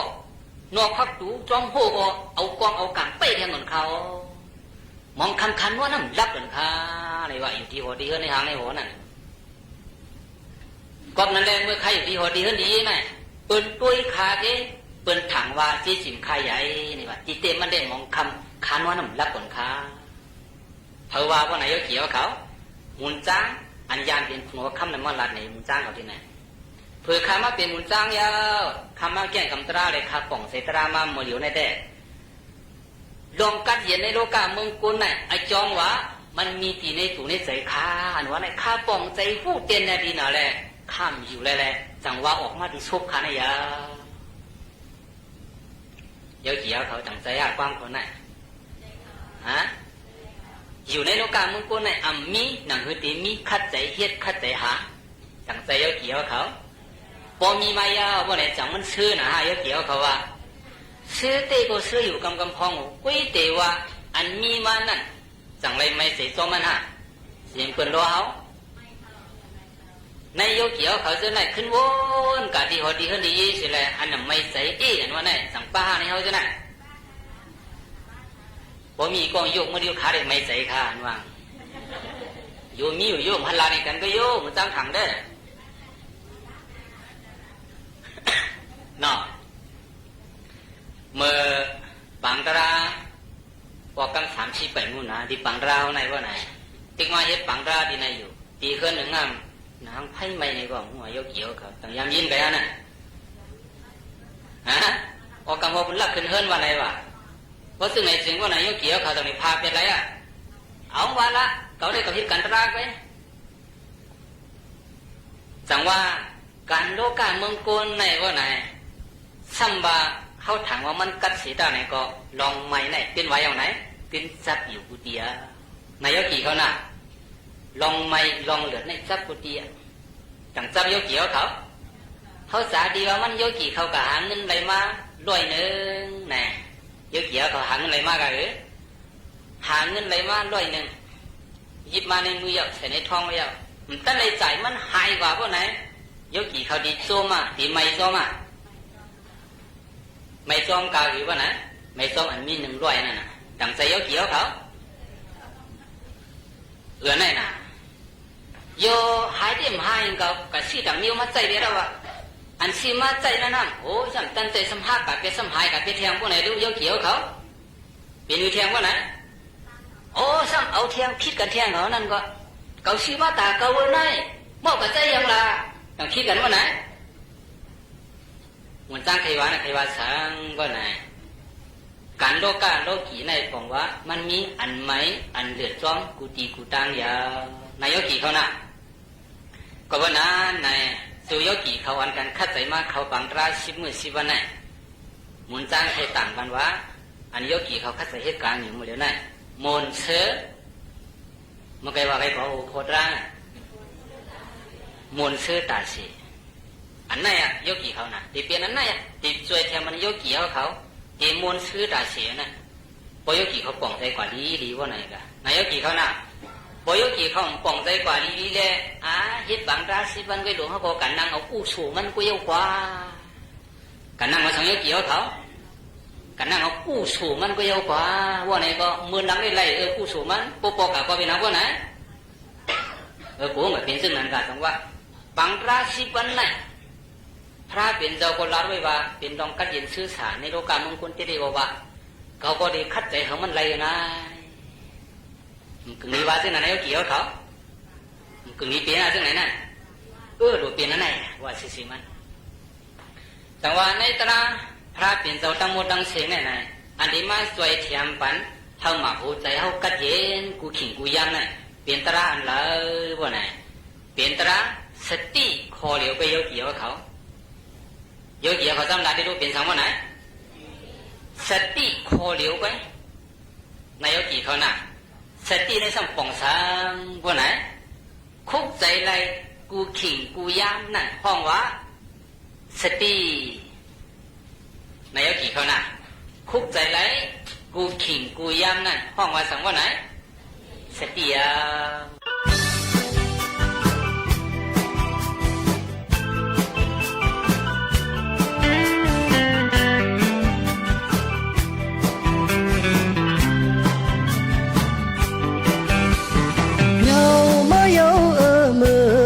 ก็เจิงในเพอโกหูต้องตื่นเพอมันอ่อนกันห้องเปล่าถึงเขาวันเกิดเจ้าคู่ว่าปอเป็นเจอคนนับยำเพอโกหูตั้งห้องตั้งจานอ่อนกันมาเพียวเจมเล็กตั้งหนุ่มเทา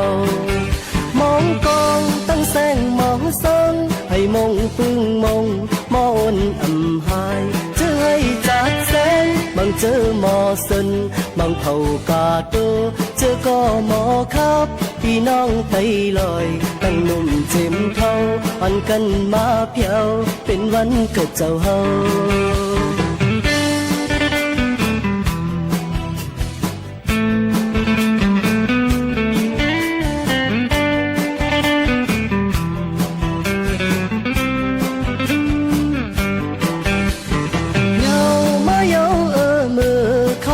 เจิงใน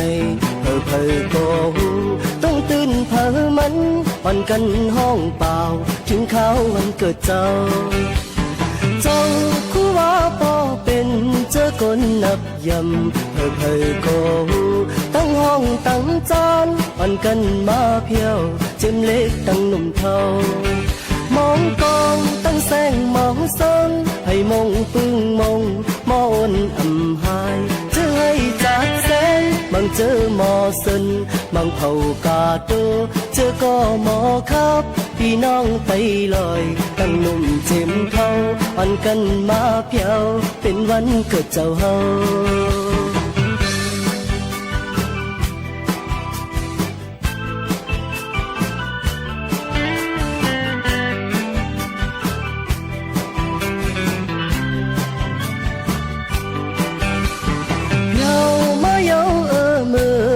ก็เจิงในเพอโกหูต้องตื่นเพอมันอ่อนกันห้องเปล่าถึงเขาวันเกิดเจ้าคู่ว่าปอเป็นเจอคนนับยำเพอโกหูตั้งห้องตั้งจานอ่อนกันมาเพียวเจมเล็กตั้งหนุ่มเทา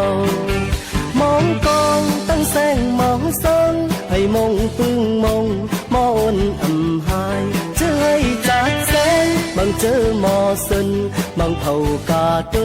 เจอก็หมอครับพี่น้องไตลอยตั้งหนุ่มเจมเทาอ่อนกันมาเพียวเป็นวันเกิดเจ้าเฮา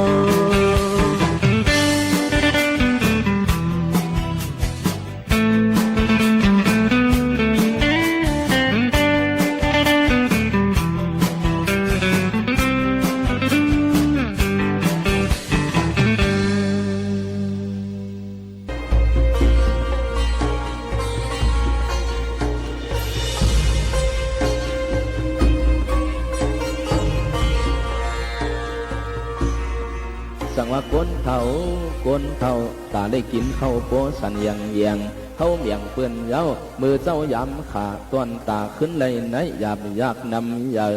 ของเปื้อนจังเฮายาวนะกว่าปือขึ้นไว้ตัวหลายเจ้าเก่าต้องเป่าตัวหน้าทางบ้านลูกหาตัวหยอพบต่อเมียวลูกเปิ้มาบเมื่อขึ้นเสือเสียงโลลูกใจสีก็อ่ำจังว่าสังก็ยันเมากวังตั้งหักนังมีแล้วดังเฮินยีความศพโกงภายมียิงเฮาปันเปื้อนจังต่อตูก้นเท่ามันยาม จังว่าลูกใจเขาเป็นของเฮาก็ลูกเปิ้เขาเป็นของเปื้อนลงลางเมืองกลางกวนเฮามาเศร้าถวยเจอถวยคอลงกับผืนเพราะว่าอำคำมีอายขึ้นไปยันอย่าเพียวกว่าจู้ยีถึงตีเป็นในหนังเก่าย้ำเผาเปิ้ตาเข้าเสียงอึดความไม่ตำเตียงตื่นเอามีขอตีเปียงสร้างเนี่ยอยู่มียี่ขั้นตัวขั้นตัวนี้พอความคอน้องสามสี่ก็มีอยู่ให้มือเพียวสู่วันนังในปากนางหัดปืดต่างจังกว่าที่ใจสามสี่ก็เปลี่ยนนั้นลูกเป้าเห็ดอันมิดศพมาทบออกเสียงขังเข้าจานไว้ยาวกว่าที่ลูกใจกำไปทางว่าใจใส่ตั้งตีเดียดไผ่เจตั้งตีจูเอาความมีเปื่อนเงินจังหวนปันถึงตีขินก็อำเปียนอนก็อำเปียทบต่อสุกหยับทนอำมวนหูทันเมาสันโคตรกลมตัวคิงไว้เมื่อนั้นไอ้ก็อำปันดากี้ยี่อำเคยมาทำสามก็หวังไปใส่ก็หน้าส้มก้อยกลมโหยอยู่เคียงปู่ไรตุข้าหยาบยากหือกันหัดเศร้าลูกเขาสีก็โผเปลี่ยนเจอเปิ้นตั้งตุ่มตั้งเตียงอำจังเศร้าเพียงลานลาชายเจอเจนจาเกียนโหเมาไม่กวาบไว้ปุ่งหนาเท่าก็จังอันมือหาตัวช่วงหันจ้วงห่มควยเงาอ่างเผอจังมือย้อนนุ่งสั่งการเตียนยหันสั่งขาต้นตาเขาอีกน้ำจังได้เพียวเสอไม่พากันคำยาวเนาะจังตั้งทิ้งเอาศีลาสรณกงยำยงกามาสกายำขาดจุนผาดลูกก้อยในเจอใหญ่คำพราถึงหนังวันหนึ่งหางมันจังมือคุบความนอมเพียงหมุนเสียงพุ่งเงามือเศร้าหมกตัวคุบไว้เตยามมือนั้นพระเปลี่ยนเจ้าจังว่าปุ่งนามาเปลี่ยนตวนเปลี่ยนยหานพาการไปจับปาขันทา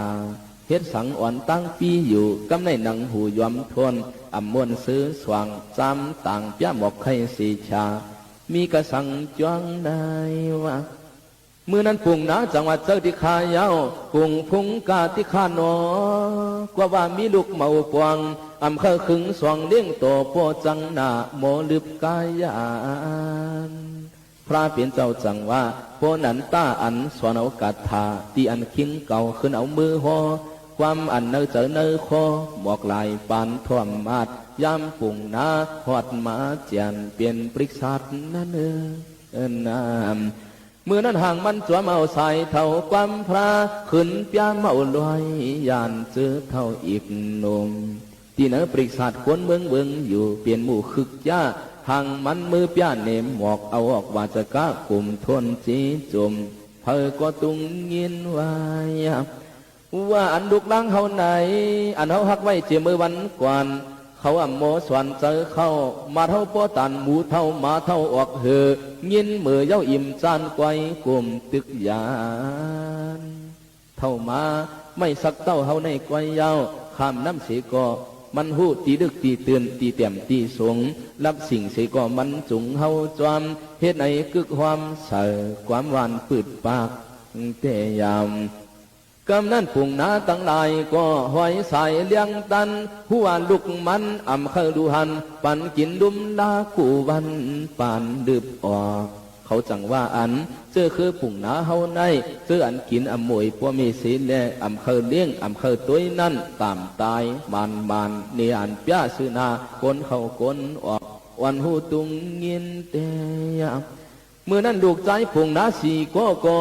ขึ้นช่อเจอสวมโกหลวมลวงทุกข้าหยาบยากหรือพอกตกใจจังอันต้องป่านพวกเจ้ากีจูความผู้ทัดถิ่นเต้ามากวดตินคือขึ้นมือวางผู้หญิงป่องมันเพอดูฮักกวนเท่าในยามเห็นนั่นจังอันวันกันดูหันดุมดาปอคนเทวันเนออำจ้าอำตันสักสีสารกาตีนในใครด้วยลูกล้างอำหูอำกวางกวังหยองไอโมหะมาบเมื่อเจอกันพี่ดองเปิงกวนเตียสังว่าเขาได้วันกันสติสังเชียงเปิงปังหูกุงเจ้าปีตันความมอ ปีนังกาเทายำในจำไก่ตวนตัวกูเมียวสนสานขึ้นปานขึ้นข้าวขึ้นปานขึ้นยำเพียงตั้งหูเจอกวนจำขุนเวียนตัวเมาสุดกันยาวผัวมากินเสหนึ่งกลางสองกลางเปลี่ยนปังมัวเฮียงเสาเสียงเขอคนรอเม็ดขวางซ้ำเย้าซ้ำเจือกกำเหลออ่ำเตือกอ่ำถอยอ่ำปล่อยควักเต้าสุดเข้าอ่ำเอไอควันปีเกในตับเฮงไงยองเอากองกังเขาเขียงมาเหมือนหังตรียามหันยามายาวกินเย้ากำพวงปัววันปัวปันกำพวงเจอกันเจอให้กำพวงซ้ำเคยตัวไพ่อ่ำจางนวลเตียดกำพวงเหมือนหังกูผิดเย้าปากว่าอ่ำขาอ่านม้วนหูกวงหูเข้าจูพากูเปิ้นเอากวางมางา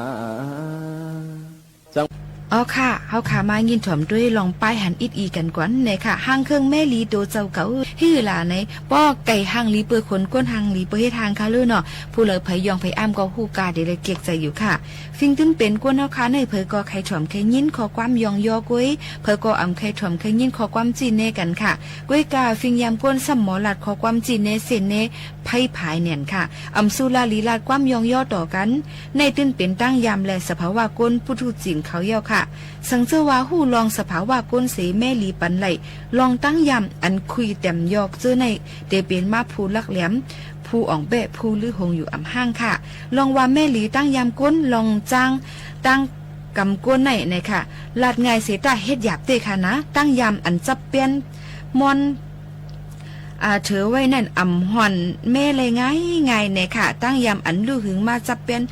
มอนหึงมานั่นไว้เจอมุนเมลัยเสดาเตเป็นไรหนึ่งโจหนึ่งแก็บก้อยกับผู้ก่อก้นอันเอาตั้งหูอ่อนหูลงฟังเจอน้ำหูลงนาเสีแต่มันตีจังปากเปียดยันเปียดตั้งฟิงยำให้เสีจังก่อสร้างเฮ็ดตั้งยำดีกว่าอยู่หันเมียนตั้งพิษเปิ้นเสียเย้าป้อเตลัดความเสแน่เปิ้นในจึงถูกลีขึ้นไหลวนสอนต่อตูเจ้าเก่าสังเก่าเป็นจึงมันเก่าตีขำเลยตั้งลัดเปิ้นอยู่ห้าไหนเย้าก็เอาเจอสอนเมียนนั่นมาซ่องใส่ในเจอลีขึ้นขึ้นอื่นอันเจออันไข่ลัดไข่เสเปิ้นให้หายหลายกว่าจังขึ้นปากแปดแหละเฮาเข้าหูเปิ้นหวานแหละตามหมอลัดความยองย่อก็พึกลัดค่ะพึกให้หมอไว้ใจซื่อๆใส่สิยองย่อพึกให้หมอลัดความหวานเฮาเข้าหูเปิ้นไหลกูก็พึกลาดให้เพ่งเพียนกันตั้งตราจือเจอพึกลาดความอันมีนำต้อนพรหลีตาปุ้นเปิ้นเฮาเปิ้นป้อยอมหับเอาไหลในแต่ตีแคมแลบเตียวค่ะคนก็อันมีเจอใครยองย่อเปิ้นใครม่นแม่หลีปันเปิ้นในอ่อนตั้งสุดตักเตไลม่นแม่หลีหั่งตูเจ้าเก่ากวนตูเจ้าเก่าตักเตไลหมออยู่เศร้าหมอเฮ็ดสร้างจ้อมฟิงทุงเจอคือหมอเฮ็ดสร้างจ้อมนองกึ่งนาการหมอเฮ็ดสร้างจ้อมตั้งหูตั้งหันหมอเฮ็ดสร้างจ้อมในตรงวงกลขวางก้นหมอเฮ็ดสร้างจ้อมผู้อยู่โฮมเลยเพื่อเหลียวกันหมอเฮ็ดสร้างจ้อมฟิงอิงเกยยำเผอมันหมอเฮ็ดสร้างจ้อมหนังหางโตนโตหมอเฮ็ดสร้างจ้อมหนังเส้นเสือโจปานเจ้าเก่าในเยอะเนี่ยโจปานก้นอ่อนอันปอดในเผอกอเตอำเคเอาอากุโสลองอันอำลีผังจ้อมหางจ้อมตูเผอมันย้อนในแลตั้งพิษอันว่าในหูกาเตแลแหลกลายจู้ถึงตีตั้งเมียนตั้งหลีล้วนอยู่ค่ะอันเตอยู่หึงฮี้ไลกึกลิ้นกึกนำไลในกอเตเป็นตั้งเมียนตั้งจือใจก้วยหนังเก่าอันอ่ำแหลกลายลู่แล้วอันเขิงมันกึ้มแก่นในเกาะจึงเจอตั้งเมียนตั้งจือใจก้อยขาหือละกับในรายการแม่ลีย่องย่อเอากุ่งมุนลองลีในตื้นเป็นการผูกหักหันเขาเย้าค่ะคนเฮาในค่ะนะเผอก็ขยเหตุการณ์ปูนปังก้นตั้งน้ำเคยยืนเพแม่งกันลองลีพ่อนลีเคยตั้มว่างปันเครื่องป่วยโคของอมวยตีก้นกึดปานองปาหลังอำก้าป้าเจียมลูกอ่อนก้นหนุ่มวันเหมือนในเสียงก่อนค่ะการในก็เลยว่าเป็นปูนพรก้นหนึ่งก็เสียยาวแหละสังเคยเป็นก้นก็อันเพี้ยนกันตั้งปูนพรในตักตีเลยเป็นก้นตั้งนำหยุ่มย้ำนับเนื้อมากกว่าลองหยุ่มย้ำอันว่าในตีเลยก็สร้างเฮ็ดเอาเย่าหยุ่มเกาแล่ในลัดเอาเจอค่ะเทคนิคเจอหยุ่มก็ไรปันเงินค่ำก็ตั้มใจไรแทงลูกก่อนเพอเลยเพอเสว่าป้อหยุ่มยำกันก็ดอกาเตะป้อหยุ่มยำกันก็ดอกานับยำกันสั่งหยุ่มยำจึงจังไรเปลี่ยนตั้งถางเทิมกันหันดีเนอกันไล่ถ่อมคอความกันไล่แลจังพิษจังหม้อกันค่ะสั่งหยุ่มยำตายรีบซ้ำตั้งพิษยังจังเปลี่ยนตั้งเมียนลาดสังกอง่ายไอเงือเจอสังกอเฮ็ดยอกกำเหลียวค่ะกอบในไรตั้งหยุ่มยำในลีไลเอาตั้งหูปัญญาญาณพ ผาห้อมจวมอยู่ค่ะนะในก็มาฝากตอนถึงกันป้อในตั้งหยุ่มย้ำในเตเฮ็ดถือก่อสร้างเฮาป้อเลยตั้งกึ่งหยุ่มย้ำนั่นถูกดีเลยพึกเฮามีเจออันลองเพ่งเป้งกันตั้งสูงเป็นใหญ่โฮมกันเจอโฮมขำจ้าคุยหันลองหลีลองจ้ากูลองจ้าโฮมขี้หลีโฮมเซอร์ไหนค่ะเจอป่องเรื่องหันแจงเนือกันเนือเพราะว่าโจปันก้นหนังกันใจอิงปึงเก้อหมังจอยแถมกันกำแถมกันกวยปึงงามปึงกวยค่ะเจอซื้อต่อกันเจอไว้คอมันความมันตีกันเจอใครลาดอันจือใจอันเมียนหลายๆเจอใครเฮ็ดปันให้ไล่ลีเลยว่าเอาตั้งนำกัดตั้งจังเจ้าเก่านั่นเสเฮ็ดอยู่ค่ะนะตั้งหยุ่มย้ำในถูกดีเลยขึ้นทิ้งกวนเปิดปากเคืองมันกึ่งมันเปไหลตั้งโจดแทงลูกก่อนค่ะนะมันหยุ่มย้ำเยี่ยวลงใครเฮ็ดสังเฮ็ดอะไรอยู่ในอ่ำใจค่ะหยุ่มย้ำเยี่ยวก็นับย้ำเยี่ยวเตเลยตั้มเจอตั้มใส่เยี่ยวก็จังไรเป้ใจค่ะสังเป้ใจเยี่ยวจึงยังเตอับปันคู่ของอ่ำก้าอับปันป้าเซียนเจอมันกวนพอเฮาหยุ่มย้ำเปิ้นก็ซ้ำขึ้นหยุ่มย้ำเฮาก็ซ้ำขึ้นเฮ็ดเฮาเปิ้นหยุ่มย้ำเฮาแทงตัวเจ้าเก่าก็หยุ่มย้ำเจ้าเก่าจึงตัวเจ้าเก่าก็เตตั้มใจไรเป้ใจไรเสอ่ำก้าตัวเจ้าเก่าขึ้นเตมาอยู่รถแล้วอันก้างยันกันตั้งเจอก้นเจอไอในลูกก่อนค่ะนะอันนี้ก็มาฝากตอนทุถึงพี่น้องๆเขาค่ะเมื่อหนังก้นเฮาตั้งนำกูก็ในเลยอยู่ยันตั้งพระเปลี่ยนเจ้าป้อหึงฮี่กว่า2 เฮง 5 ปากปีไปเอาเสตะตึกอ่อนกันถ่อมคอเอาความคอสั่งสอนไว้อยู่หั่งเผอหั่งมันตึกเฮ็ดจมหนังคอที่สั่งปงตั้มไว้อยู่ภาษาเผอภาษามันอ่ำปื้นอ่ำแปดฟิงทุ่งเผอมันเย็นแงอ่อนอ่อนไว้กูก็อยู่ค่ะลูกล่างอันเลยยันไกยันก้างกันตั้งอูเมกูก็ในก็เลยผัดยันตั้งเมเมืองกูเผอมันเลยอยู่ยันป่นข้ามไว้ลายห้วยลายลอยไกยาวปออ่านเอาโหเฮงโหหมุนลักเลยอยู่เศร้าจอมหลายเจอหลายคือก็ฮู้โตถ่อมคอกเอาความอูเมเผอมันฮู้โตนับยำกูยำกุ่งมุนเงาอูเมเผอมันฮู้โตมุงมองตั้งเจออุ่นว่นขอบตั้งเจออุ่นอันยำเลยห่มพ้อยห่มเงาจอมกันมานั่นอยู่รู้เนี่ยเฮาคนเท่าเด้เนี่ยค่ะว่าเป็นเนี่ยก้นเตียมมันค่ะนะปีนังหลาวใส่ยิ่งเฮาเขาเตียมไม่ว่าวันหนึ่งเจ้าตีอ่ำลอดเลยลองตายตักเดเป็นพองดินพองเต้ากว่ากุ้ยเสื้ออันเป็นลูกหลานเสื้ออันเป็นก้นหนุ่มอันตีปูดหางหอต่อเฮือนอันตีสืบเหตุการณ์ปูนปังก้นตั้งหลายในลีเลยว่นถึงเฮอเป็นก้นกึ่งเลยตั้มเจอกึ่งเลยเป้ใส่กูไผ่มันสีกำแหน่ในเกาะคอตาปาแต้มปลายกำเหลาใส่ยิ่งในค่ะมาฝากตอนจู้ถึงพี่น้องเขาปดอ่อนตอนหนึ่งในวันเมื่อในค่ะมาโฮมาทบกันเจอหนังไหนก็ข้ายามค่ะจำมุดจำเสียงเนี่ยค่ะเดี๋ยวย้อนผัดยันพี่น้องเขาเมื่อก่อนยินจมขอบใจกูก็กูเกิลกะมาถ่อมจมกันเจอหนังไหนสิจะขึ้นมาโฮมาทบกันแข่งค่ะตั้ง AM 140 กิโลเฮิรตซ์ 10 โมงต่อถึง 11 โมงกลางในและกลางค่ำจมขาวผู้จัดรายการก็เก่าๆค่ะหมวกขาวนุ่นค่ะขอลื่นสุดค่ะย้อนฝากตอนจุถึงพ่อแม่พี่น้องเขาให้เลยอยู่เลยกินหวานหน้าการขึ้นเยอะเหมือสูงหนังกลางใจใครใครเป็นนั่นเฮ้ยเต็มทนกันกูก็กูก้นสิผัดยันมือก่อนค่ะม้อนๆค่ะขอบใจค่ะ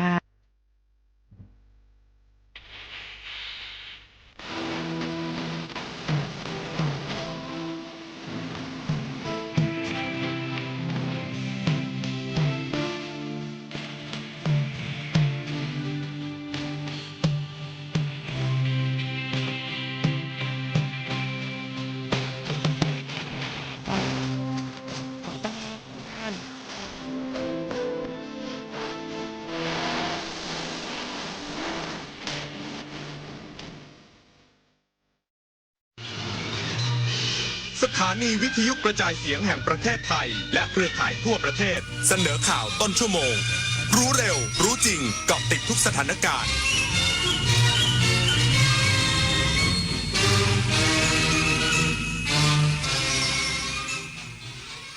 รับฟังข่าวต้นชั่วโมง 23 นาฬิกากับยุทธพรบานเย็นครับกรมทางหลวงร่วมกับวสทเร่งตรวจสอบหาสาเหตุเครนถล่มบนถนนพระราม 2อีกสักครู่กลับมาติดตามรายละเอียดครับ8 กุมภาพันธ์นี้ทุกเสียงคือพลังอย่าลืมไปใช้สิทธิ์เลือกตั้งสมาชิกสภาผู้แทนราษฎรและออกเสียงประชามติตั้งแต่เวลา 8 นาฬิกาถึง 17 นาฬิกาณหน่วยเลือกตั้งที่มีชื่อตรวจสอบรายชื่อผู้มีสิทธิ์ได้ที่ www.ect.go.th แอปพลิเคชัน Smart Vote หรือสายด่วน 1444 สร้างสรรค์ประเทศไทยพร้อมใจไปเลือกตั้ง8 กุมภาต้องการ3 ใบเลือกคนที่ใช่และเลือกพรรคที่ชอบ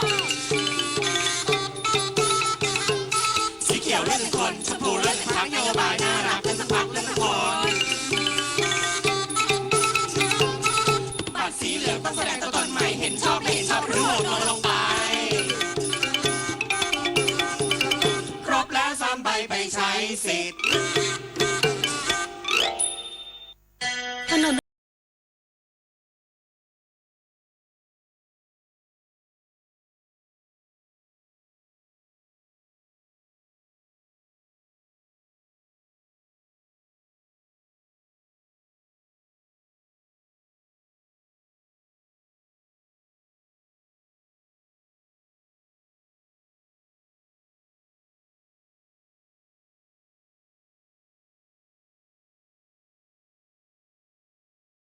เลือกตั้งทั้งทีต้องไม่ให้พลาด3 สี3 บัตรเข้าใจให้ครบก่อนเข้าคูหาสีเขียวเอาไว้เลือกตั้งสสแบบแบ่งเขตสีชมพูเอาไว้เลือกพรรคเลือกนโยบายที่คุณชอบและสีเหลืองเอาไว้ออกเสียงประชามติ1 เสียงของคุณมีความหมายต่อประเทศจำสีให้ได้ใช้สิทธิ์ให้ครบ8 กุมภาพันธ์นี้ออกไปใช้สิทธิ์พร้อมกันอนาคตไทยเริ่มจากการเลือกของคุณ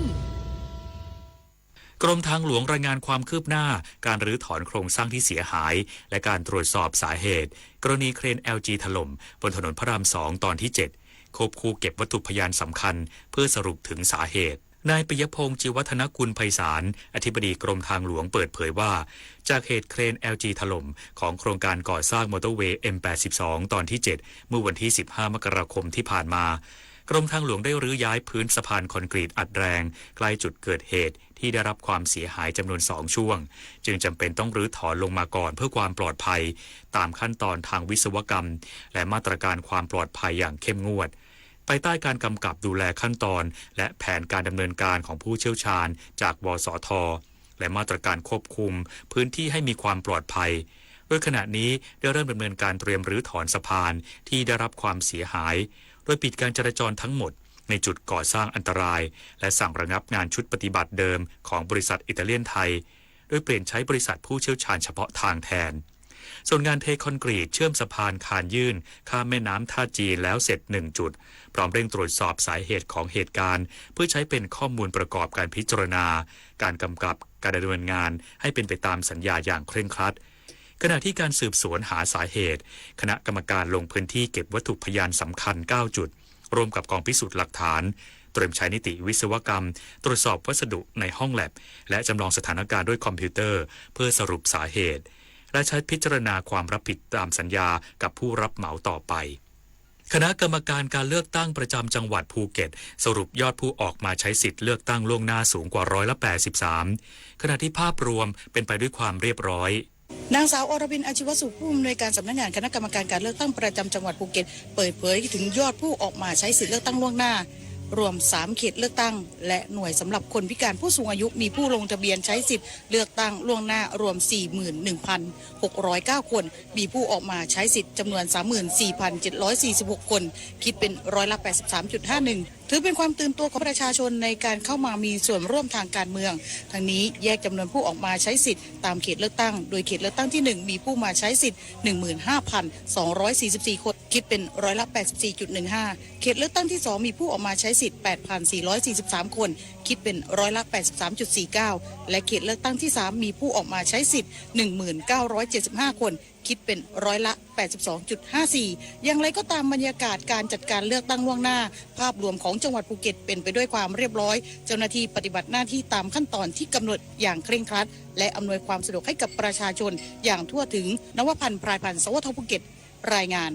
ด้านคณะกรรมการการเลือกตั้งประจำจังหวัดบึงกาฬสรุปภาพรวมการเลือกตั้งล่วงหน้าทั้ง3 เขตเป็นไปด้วยความเรียบร้อยไม่มีปัญหาหรือข้อร้องเรียน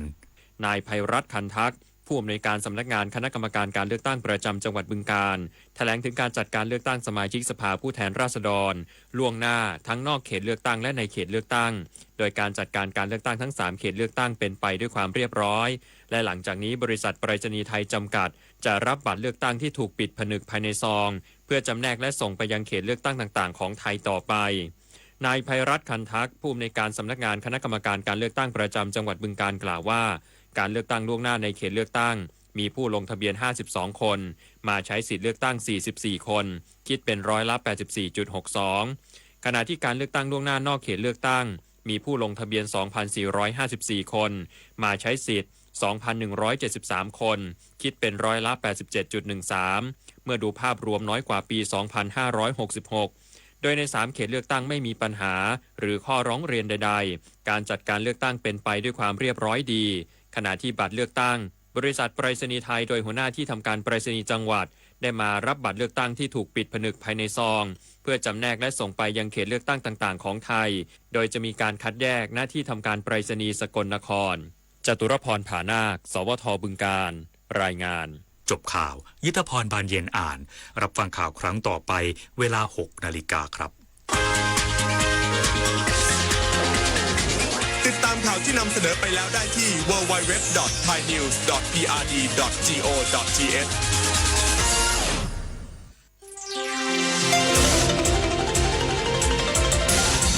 วิทยุแห่งประเทศไทยให้ความรู้กู้ความสุข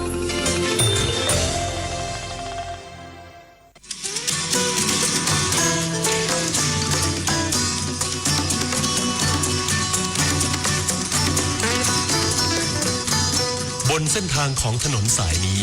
เรามีบทเพลงเพื่อชีวิตดนตรีกวีศิลปะวัฒนธรรมวรรณกรรมมาฝากคุณทุกวันเสาร์และอาทิตย์กับเราที่นี่ถนนดนตรี